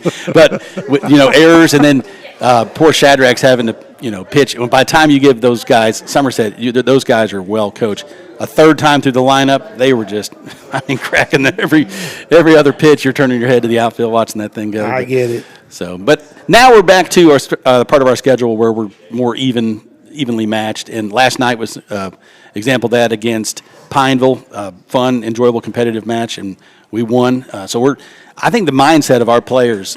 That's one thing I love about our team is they're fearless. Everybody cheers when they get hit by a pitch. We probably lead the region in hit by pitches because everybody is taught just standing there and take it and get down to first and then make them pay for it. So sounds like a plan. I like that. All right. Hey, any way you can get on base, right? Yeah. base runners score runs eventually if they get their way around. Well, talk to us a little bit about your roster. Unlike a lot of schools, it's not big, it's not deep. You mentioned you have 9 players on a scorecard sometimes going into a game, but tell us about this bunch of young Cougars. Sure. So one of the things we added last year, and this year it stepped up a bit, is our middle school program we have. So like last night, they were at Meese, we were at home. We both had 9 players. We had exactly 18. So we have 3 players on here that are in the 7th grade that kind of sharing time between middle school and varsity. That includes number 42, Austin Doan. His brother Aaron played for us a couple years ago. He's not. He's at Southwestern now, but not playing baseball. But Austin is just a phenomenal athlete, and he plays some second base for us and center field. He has 3 RBI singles already. Just a nice little natural swing, puts the ball right over second base, and his. As a 7th grader, just stepping up to varsity. He's got the right mentality. The moment's not too big for him. Also 7th graders, we have Justin Knuckles, who just came out and is trying to learn and stuff, and he had to play with the middle school team last night. Just the great attitude, just whatever you need, coach, and I like that. And Joshua Ray, he's been playing center field for us and some left field. That is AJ and Elijah Ray's younger brother. Okay. And so he's been playing and he's been hit by a pitch, I think, 5 times in our first 4 games alone. And very pleased to have him on. I don't think he's had any errors in the outfit, maybe 1, but we're learning there. So other brand new players, we have Noah Wilbanks, who's a junior. And so in the junior class, we had Gavin Lewis and Jackson Case doing some recruiting with their buddies. And I'll go over those 2 guys in a second. But Noah Wilbanks, first year, again, great attitude, taking it very serious. Coach, what do I need to do? What should I change here? What happened? What did I do wrong there?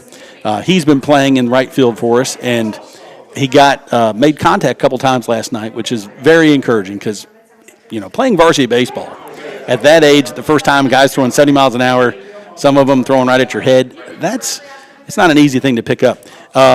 And the other new player we picked up last night is Conrad Martin, who's in the junior class. And I was telling you, we didn't have time to get a uniform, so he had to share somebody else's uniform. And he got an RBI single last night. Fantastic. And the other thing that impressed me is he was in left field, and we had a play at third, and he's already instinctively running in to back up the throw at third base. I scream at kids to do that all the time, and they still won't do it, but he just did it instinctively his first game. And he's just a pleasure to be around. He's so funny. I teach him in my chemistry class, and he's got the class laughing. He's a new kid to the school this year, and I've never seen a new kid assimilate that well like he is. Just so likable. Fantastic. But so going down your list here, Jackson Case, we have him listed as a utility player, but he's solid at our third base now. Last year, I'm so proud of Jackson Case because he is one of the ones who put in the hard work, and he did it by himself. So last year, some of the critiques of him, he was slow. He didn't have any mobility at third base. If the ball wasn't hit directly to him, he couldn't get it. He worked his tail off in the offseason. At Somerset, he had a diving play at the line where he got a backhand, dug the short hop, got up and threw that. He actually stepped on the bag and threw it into the inning with a double play. Just a phenomenal play that you don't see from our team very often, that kind of defense. He's been in the weight room all off season. He's had a couple one-hoppers to the fence, including against Somerset. He had one last night. We teased him because he had a one-hopper that was a single because he missed first base, had to come back. and he pitched a complete game last night, too. Awesome. Well, I was going to say, in my day, I stretched many a triple into singles myself, so I understand. I can relate. But he is actually quick this year. He worked on it. So I like that, and I try to point that out to the other kids that let's look at the difference you can have from one year to the next, just putting in the hard work. It isn't all about genetics, which he has good genetics too. Isaiah Hensley, he's our third-year starter. He is a sophomore, and he was the ace last year. He should be on the mound this Friday against Jackson City. Isaiah, just all-around phenomenal athlete. You guys have covered him in basketball and soccer. And then we have Tristan Rubel, who's a senior this year, and he did not want to play center field. He begged me to be in the infield this year. So he's played mostly first base, and he played third base last night and did a great job over there. And then we have Emery Whitescarver, another senior. So we have 3 seniors that are playing on a regular basis. Emery played center field as a sophomore last year. He moved to second base. Now we got him playing a lot of shortstop. He's got a huge range. He plays one speed, and that is just all out. And then Gavin Lewis, our catcher, he is a junior, and he is kind of one of him along with Shadrack are kind of one of the leaders of the team. Gavin is, as good a kid as you could ask for. I think I bragged on him last year. I don't want to do too much. But I'm excited because we just got today the Coach Com system where I can speak to him. We'll have an earpiece, and you can kind of communicate with your catcher throughout the game. So pretty excited about that. And he's leading our team in batting this year. He's really stepped it up. I believe he's at about 500 right now. Wow. He's hitting great. And then Shadrack Barnett, my nephew, who is one of the reasons I started coaching there. So in the beginning, my goal was to coach until he graduated.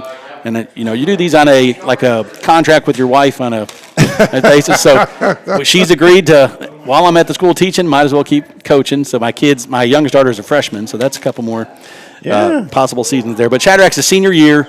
I've been coaching and watching this young man play baseball since he's 4 or 5 years old. So it's a pleasure to be out there with him because he represents the family really well, like in every aspect. So I love Shadrack. And he pitches, plays first base, shortstop, whatever we need him to do. He catches whenever Gavin is pitching. And then finally, Trey Hogan. Trey Hogan is a sophomore. He came out last year, didn't get to play much, and has put in some work in the offseason. Has had a couple setbacks this year, but I'm excited to see what he can do once he finally gets committed to working on his game.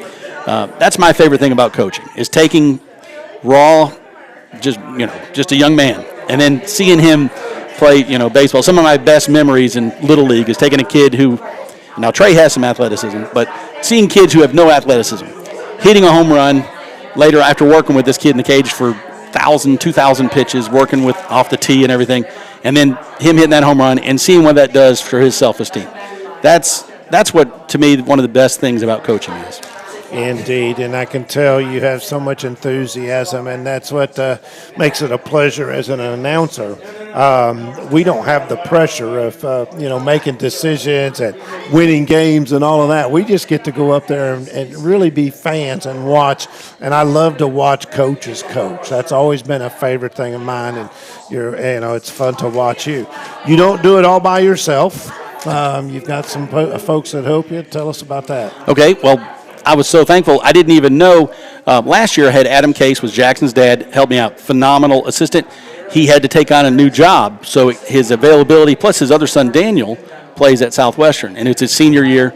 So he let me know, but that he wasn't going to be able to be with me this season. But right before that, we had a new teacher, the middle school math teacher. Jacob Simpson helped out with soccer. He's right over there.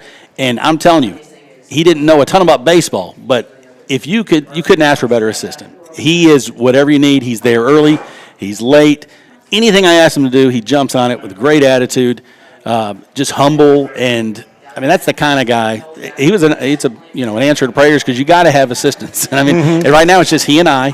And some of the mothers, I need to point out Donna Lewis, because she is a huge help. I had the list, and none of the mothers want to step up for concessions. All the stuff, getting the gate and everything. And she is super busy. She's going to school on top of teaching full-time, and has stepped up to manage that for me. And that's just huge. My wife taking the kids, my 2 kids. Unfortunately, my son, I couldn't talk him into playing baseball. He's playing tennis. I'm still happy that it is. And you have an excellent tennis program out there as well. The Sobiaks have really developed a good. They're very passionate about tennis. They have a court in their backyard, and they give our kids free lessons there pretty regularly. They are building, and they're hoping to get tennis courts at our school. So if anybody wants to donate to that would be nice. I love the collaboration with all of you coaches together, coming together at Somerset Christian. That's fantastic. But, it takes a lot of people. You're right, and you mentioned family, and I know family is very important to you. Of course, you've got some great administration out there as well. Had the pleasure of working with some, and you've got Al Gover as your athletic director, very supportive of what's going on out there. Al Gover, he lets me know that he was on the 1981 runner-up team under Coach Chuck Taylor, and he loves baseball, and I love working with Al. Al is very supportive.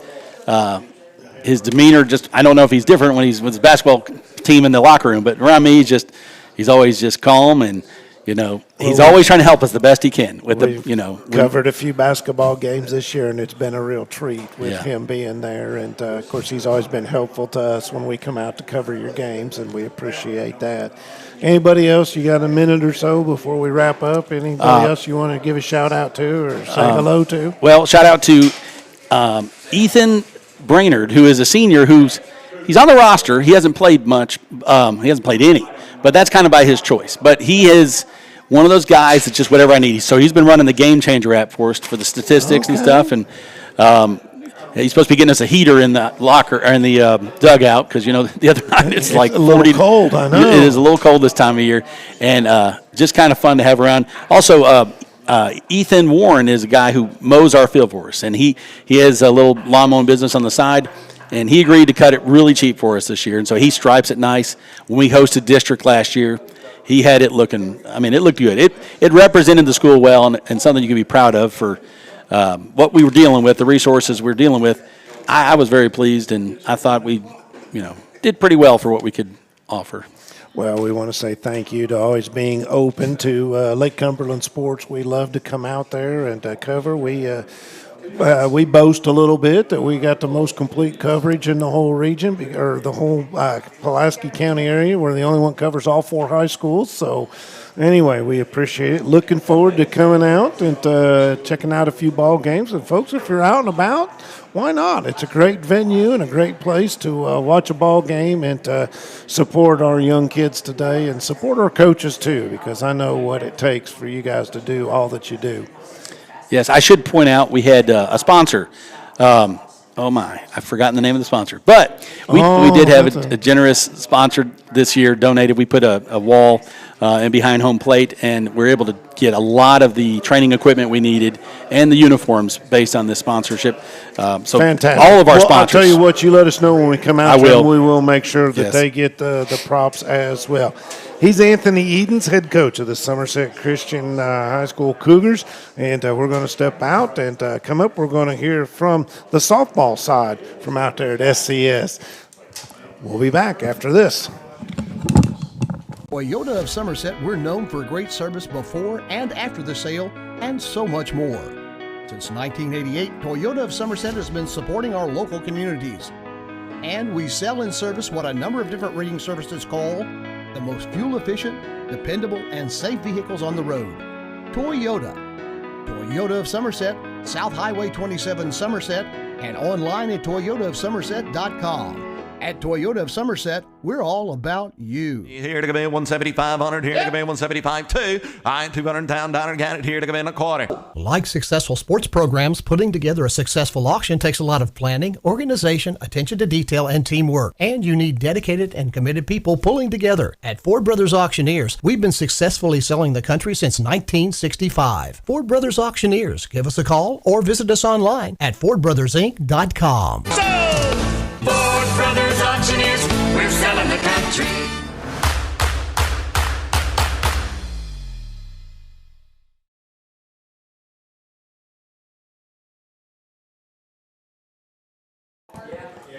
Hi, Leah. Hi. You can hear me okay? I hear you. Yeah.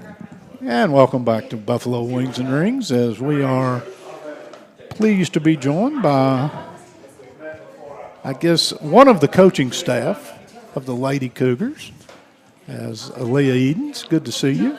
You too. I had seen you play before, saw you at home runs before, but the first time you and I have had a chance to chat. Mm-hmm. We are saving our best to last. We started this about 6:20, and you will be our last interview of the evening. Well, the size question came up. We were talking about Somerset earlier. I can't get around the issue of the extra obstacles that are placed on your all's program when you have to deal with the fact that 9 or 10 is about the best you can depend upon, if that. Yeah, for a couple of games there, we only had 9. And then we had Avery Meadows come and join us, and she was our 10th player last night whenever we won against Wayne County. Let's get that in there. Against who? Against Wayne County. That's a district opponent, isn't it? Yes, it is. I thought it's our first official district win. I thought I heard that somewhere. Last year, you all were 12-12, right? I believe so. I believe so. And again, the start to this season, you bookended a win over Berea. Mm-hmm. And then the win last night, as you said, over Wayne County. Yes, sir. Tell me about this, about the team. I have not seen you all yet, obviously, but I will soon. And what am I going to see? First of all, is you've got help out here. Oh, comedic relief. I'm supposed to not pay attention to that. Well, we have a lot of young players, as usual. Most of our team, well, I think we have 9 returning players this year, and we have a lot of new players also. Young team, just one senior over here. We got Lydia. She's not having any fun. None at all, never. So, yeah, we got Lydia, and Lydia she's been playing shortstop. In softball, unlike other sports, and we're doing softball and baseball together, although they are two totally separate animals as far as the way the games are played, but the person in the circle carries a heavy load. Yes. Yeah. We have Reagan Childers pitching for us, so. She's back from last year, right? Yes, she is, and we are grateful to have her because there was a couple of years there where we didn't really have dependable pitching. We had a lot of girls working really hard to be able to pitch for us, but getting Reagan out there really was a game changer. So. You played just a couple years ago. Yes. Is it difficult to be the adult in the room at practice sometimes? It is. It feels like I'm back with the team. It's really fun. I enjoy being back with them because I miss the sport a lot. But yeah, it doesn't feel like I'm a coach, the authority of it. So I don't know. But you also carry the credibility. They've seen you do it. Yes. They know that you know what you're talking about, right, which is a whole lot better than some of us could say. People try to tell you that have never done it. All right. You play in the same district with Southwestern and McCreary Central and the aforementioned Wayne County that we mentioned. Yes. And I know with the first district win will come, there's probably somewhere a check mark box that you all have, at least mentally. Win a game, win a road game, win a district game, play in a district championship, those kind of check marks. And it is a process. It doesn't just happen overnight. Right. Yeah, we've been working hard trying to get everyone, ready to win these games. The facilities that you all have out there, I think we did the district out there, and you've got great facilities. You've got good support. Yes. Need a few bodies. Yes, we could definitely always use more people. Anyone we can get, we're trying to get them just to learn the game. So, but we did get new sod this year on our field, so it's looking a little better. We're excited about that. Let's take a shot. Let's run down through the roster. Okay. You and I need to make sure that no matter what we accomplish in the next 15 minutes or so, that we mention everybody that's a part of your softball team. Okay. Let's try to do that. Okay. So we have Sophia Barnett. So she's actually my cousin. She's over here. And so that's always fun having her on the team. She's playing first this year, and she had a really good play last night against Wayne County. Got a much-needed out. Pop fly hit up, and she got it. I think it was going foul, but she ran over and caught it. So excellent. Yep. So she's been doing well. She's also been hitting pretty well. So, yeah, I'm excited to see how she keeps doing. We've also got Lainey Baxley. She's one that I've not gotten to work with a lot. I think she played last year also, but I wasn't able to go to any of the games last year. So just getting to know her, but she did twist her ankle. So she's been out, I think, the past maybe 2 games. But I can see a lot of potential in her. I think her dad works with her, and she seems like she'll be pretty good. And Reagan, like we talked about, Reagan's really good, great pitcher. Just a freshman, too. Just a freshman, very impressive for her age. So she's going to do some great things, and she's got a hot bat. So, and Callie Davis, she was one who I can't remember if she was 3 for 4 or 4 for 4 in her at bats last night, but she was not afraid to swing the bat, and she was making contact. So that did a lot. She got on base just about every time. So really impressed with that. And we have her at third, too, because she's actually got a pretty good arm. So. Excellent. Yep. And Presley Davis, that is her sister, she's been out, too. I think her knee popped out of place in one of our first couple games. So we have a lot of injured players right now. So, but she's another fearless player. So we're excited to hopefully get her back soon. Absolutely. And Lydia. So we got Lydia. She's she keeps things funny. Obviously, she's great. We're looking forward to some home runs this season. It's gonna happen. But she hits them over all the time in practice, and she has to go pick them up from like behind the fence. So So she that's takes a how little you're trip. rewarded in practice if you hit a home run? Yes, you have to go pick it up. You get to go get the ball. Lydia's getting her steps in with that. Well, in a weird sort of way, I'll go with that. I think you designate whoever you want to go get the ball since you hit it that far. Yeah, she should have other people go get them, I guess, as a reward. She's obviously an introvert. Oh, yeah. It's hard to Very get her. shy. Yeah, very shy. Yeah. Yes. Well, if she needed someone to go get those balls that she hits out, she could call on Allie, because Allie's really speedy. She's a little one. She played basketball. Did she? Allie Idlewind, is Yes. that right? Yes, I think she did. And Okay.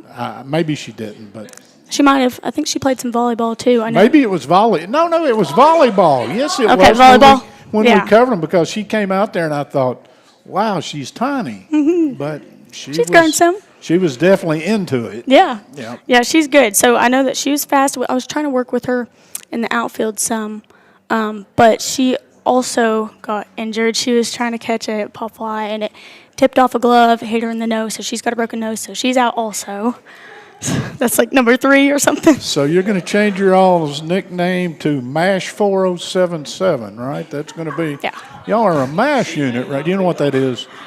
I keep forgetting. They don't have a clue what I'm talking No, I'm about. just going with it. Let's just go on with the fact y'all have had a rash of injuries, and we'll talk later. Okay, so next we have Marie Knuckles. She hasn't been to her last 2 games, I don't believe, but she's just a freshman. So she's one that, oh my goodness, she's very tough. She's gotten hit several times. So she's not injured. She's not out for injuries. I think she was sick, but she took a hit to the chin, and she showed up at practice with a bruise on her chin the next day, but she like kept coming back, because some girls that would scare away, because I think this is her first or second season. But yeah, I see potential in her too, because I think that she's willing to learn. Next we have Avery Meadows. She's a super sweet girl, so I think that we really need her on our team. Like I said, she came last night to the Wayne County game, because we just had 9 players. So she came and she did a pinch running for just like the last play of the game or something like that. But yeah, so we're trying to get her. I want to try to help her get more confident catching fly balls, so we can put her in the outfield, hopefully. Because she had been kind of working with the middle school team, and she's playing up now. So, because we needed some more girls. So y'all do field a middle school team? Oh, yes. So we do have a middle school team now. I think that this is the first year for that. Yeah. And that's huge, because we have so many girls who would just start off their first year, like or Varsity, start off 8th or 9th grade, never had played the sport before. And so that's huge to, getting that experience, learning the basics. And Well, again, and you're playing against kids who might be the same year in high school, but have played 4 or 5 or 6 years of organized softball. So again, to throw somebody in at a varsity level against that's a little bit right. daunting, and it's hard to overcome that. So it's easy to say I'm not cut out for this. Right. Yeah, we've always been in a disadvantage for that. So hopefully this will kind of change that. You are learning to overcome all the obstacles. Yes, we are. That is the name of our game. But I can remember passing out flyers to the elementary kids. We passed out like Cal Ripken flyers, trying to get them to play so that eventually they'd, Right. be ready to play high school. But so I'm glad that we have that middle school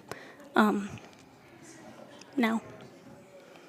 Next, we have Caroline Mounts. She is our catcher. I think that she's a really good player too. She and Reagan have a lot of good chemistry, so that helps a lot for the pitcher-catcher relationship. Essential. Yep. Yeah, because they're good friends on and off the field, so That helps too. it does. Good So, yeah. teammates and good friends. That's a good thing. Yep, and she's got a lot of experience. She's one of our one of the players that's been there for the longest. So pretty good. She's also just a freshman, right? Yes, also just a freshman, so another one who's very impressive for her age. My math tells me I'll let you take a little bit of a break. We've got a few more for you to mention, but Oh, okay. Okay. my math fails, but I think you only have one senior on the roster, if I'm not mistaken. That's true. And it is full of 8th graders and freshmen, Pretty much, yes. which tells me if you can keep everybody interested and get a few of those off the middle school team, that this is the first step or the second step or wherever we are, but it's a step in the right direction as far as numbers. Definitely, yes. That's the hope, is to help these girls fall in love with softball so that they can, continue to learn the game, get better, and so that we can have a good competitive team.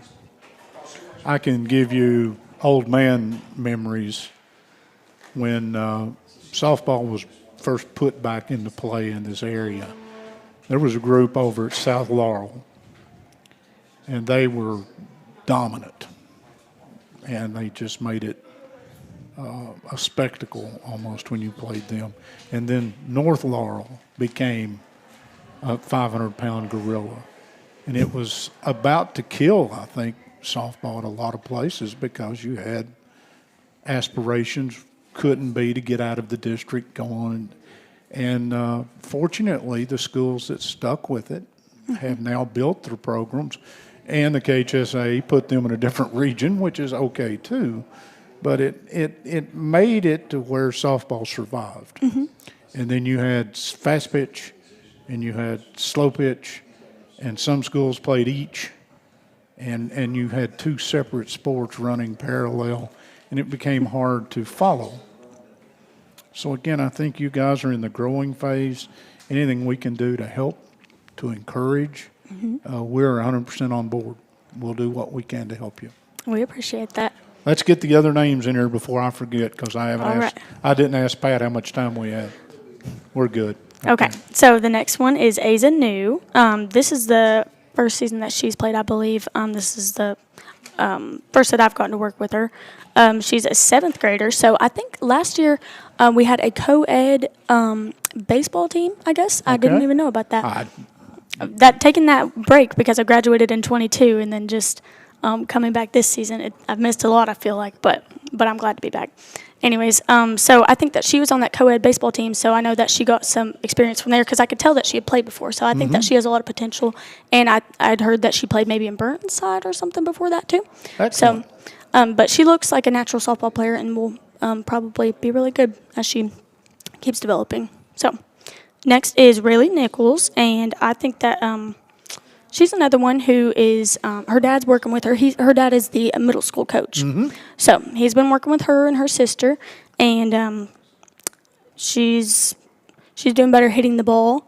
I think I worked with her a little bit batting. Her mom was like, in her first middle school game, she, wow, I don't know. I won't say all that. Anyways, so I worked with her, and she's been doing good hitting the ball, and Not going to take any credit.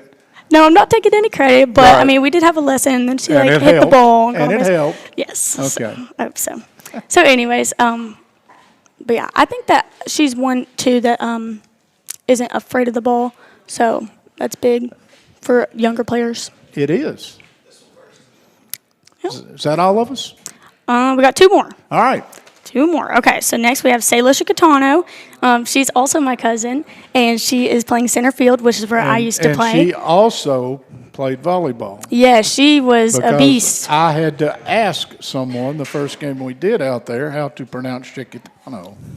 Because I Chicken was taco. Chicken taco, okay. That's how you do. But she's the center fielder. Yes, she is It's a the center family fielder. tradition. It is. I think we're a lot alike, so it's really cool seeing her out there. It's almost like seeing myself out there.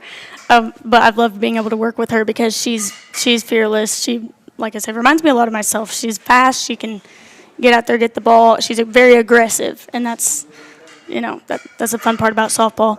So yeah, and she was also the leadoff. She hasn't been there the past 2 games. Another one, we've been missing a lot of people, so I'm hoping that she'll be back. Looking forward to her return. And but yeah, this is only her 2nd season playing. She played last year. And I believe she also played center field. But, yeah, she's got a pretty good batting average going on so far for leadoff. So our last one is Busy Scott.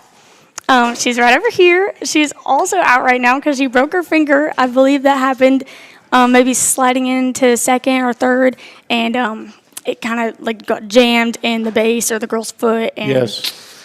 So, yeah. But Busy has been playing short for us before Lydia's been covering short. Well, Busy is out, but she's doing very well. And Busy, how many seasons have you played? 3. This is her 3rd season. So Busy has come like a long ways. I remember when she started, and then coming back this season, they're like, yeah, Busy's playing short. And I was like, oh, well, let me check that out. And then just seeing your arm like throwing to first, it's impressive. So you've definitely improved a lot. So, yeah, I think that you'll have a great season, and we're excited for you to be back with us. The excitement in your voice is just, it's great. You have a love for the game and a passion for the game. And having met you, 30 minutes ago, maybe an hour ago, that will translate in any diamond to any player to anywhere. Genuine, I care about the game, I care about you, and I want you to get better. Those are pretty cool things. Okay, next game is against Richmond Model. Mm-hmm. That's on the road. And I look down the schedule.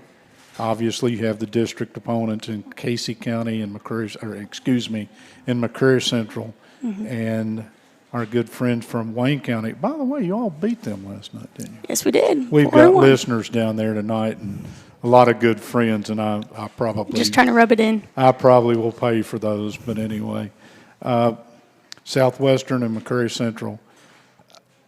As far as that check mark board, and we'll wind this up here in a minute. You got the district win. That's big.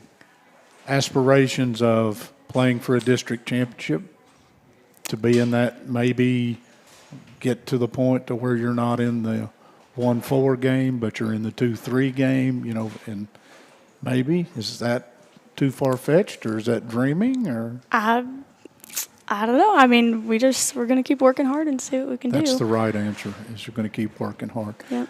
Anything we can do, I said it before, I will be redundantly redundant. Anything that we can do to help you guys, we're here. We're going to come and enjoy some of your all's games with you all this year. But I love the fact that what you guys are doing is you're doing the right things the right way for the right reasons. And to me, that's pretty good stuff. Yes, yeah. We're just there to bring glory to Jesus, and all the girls have really good attitudes, so that's been, fun to work with.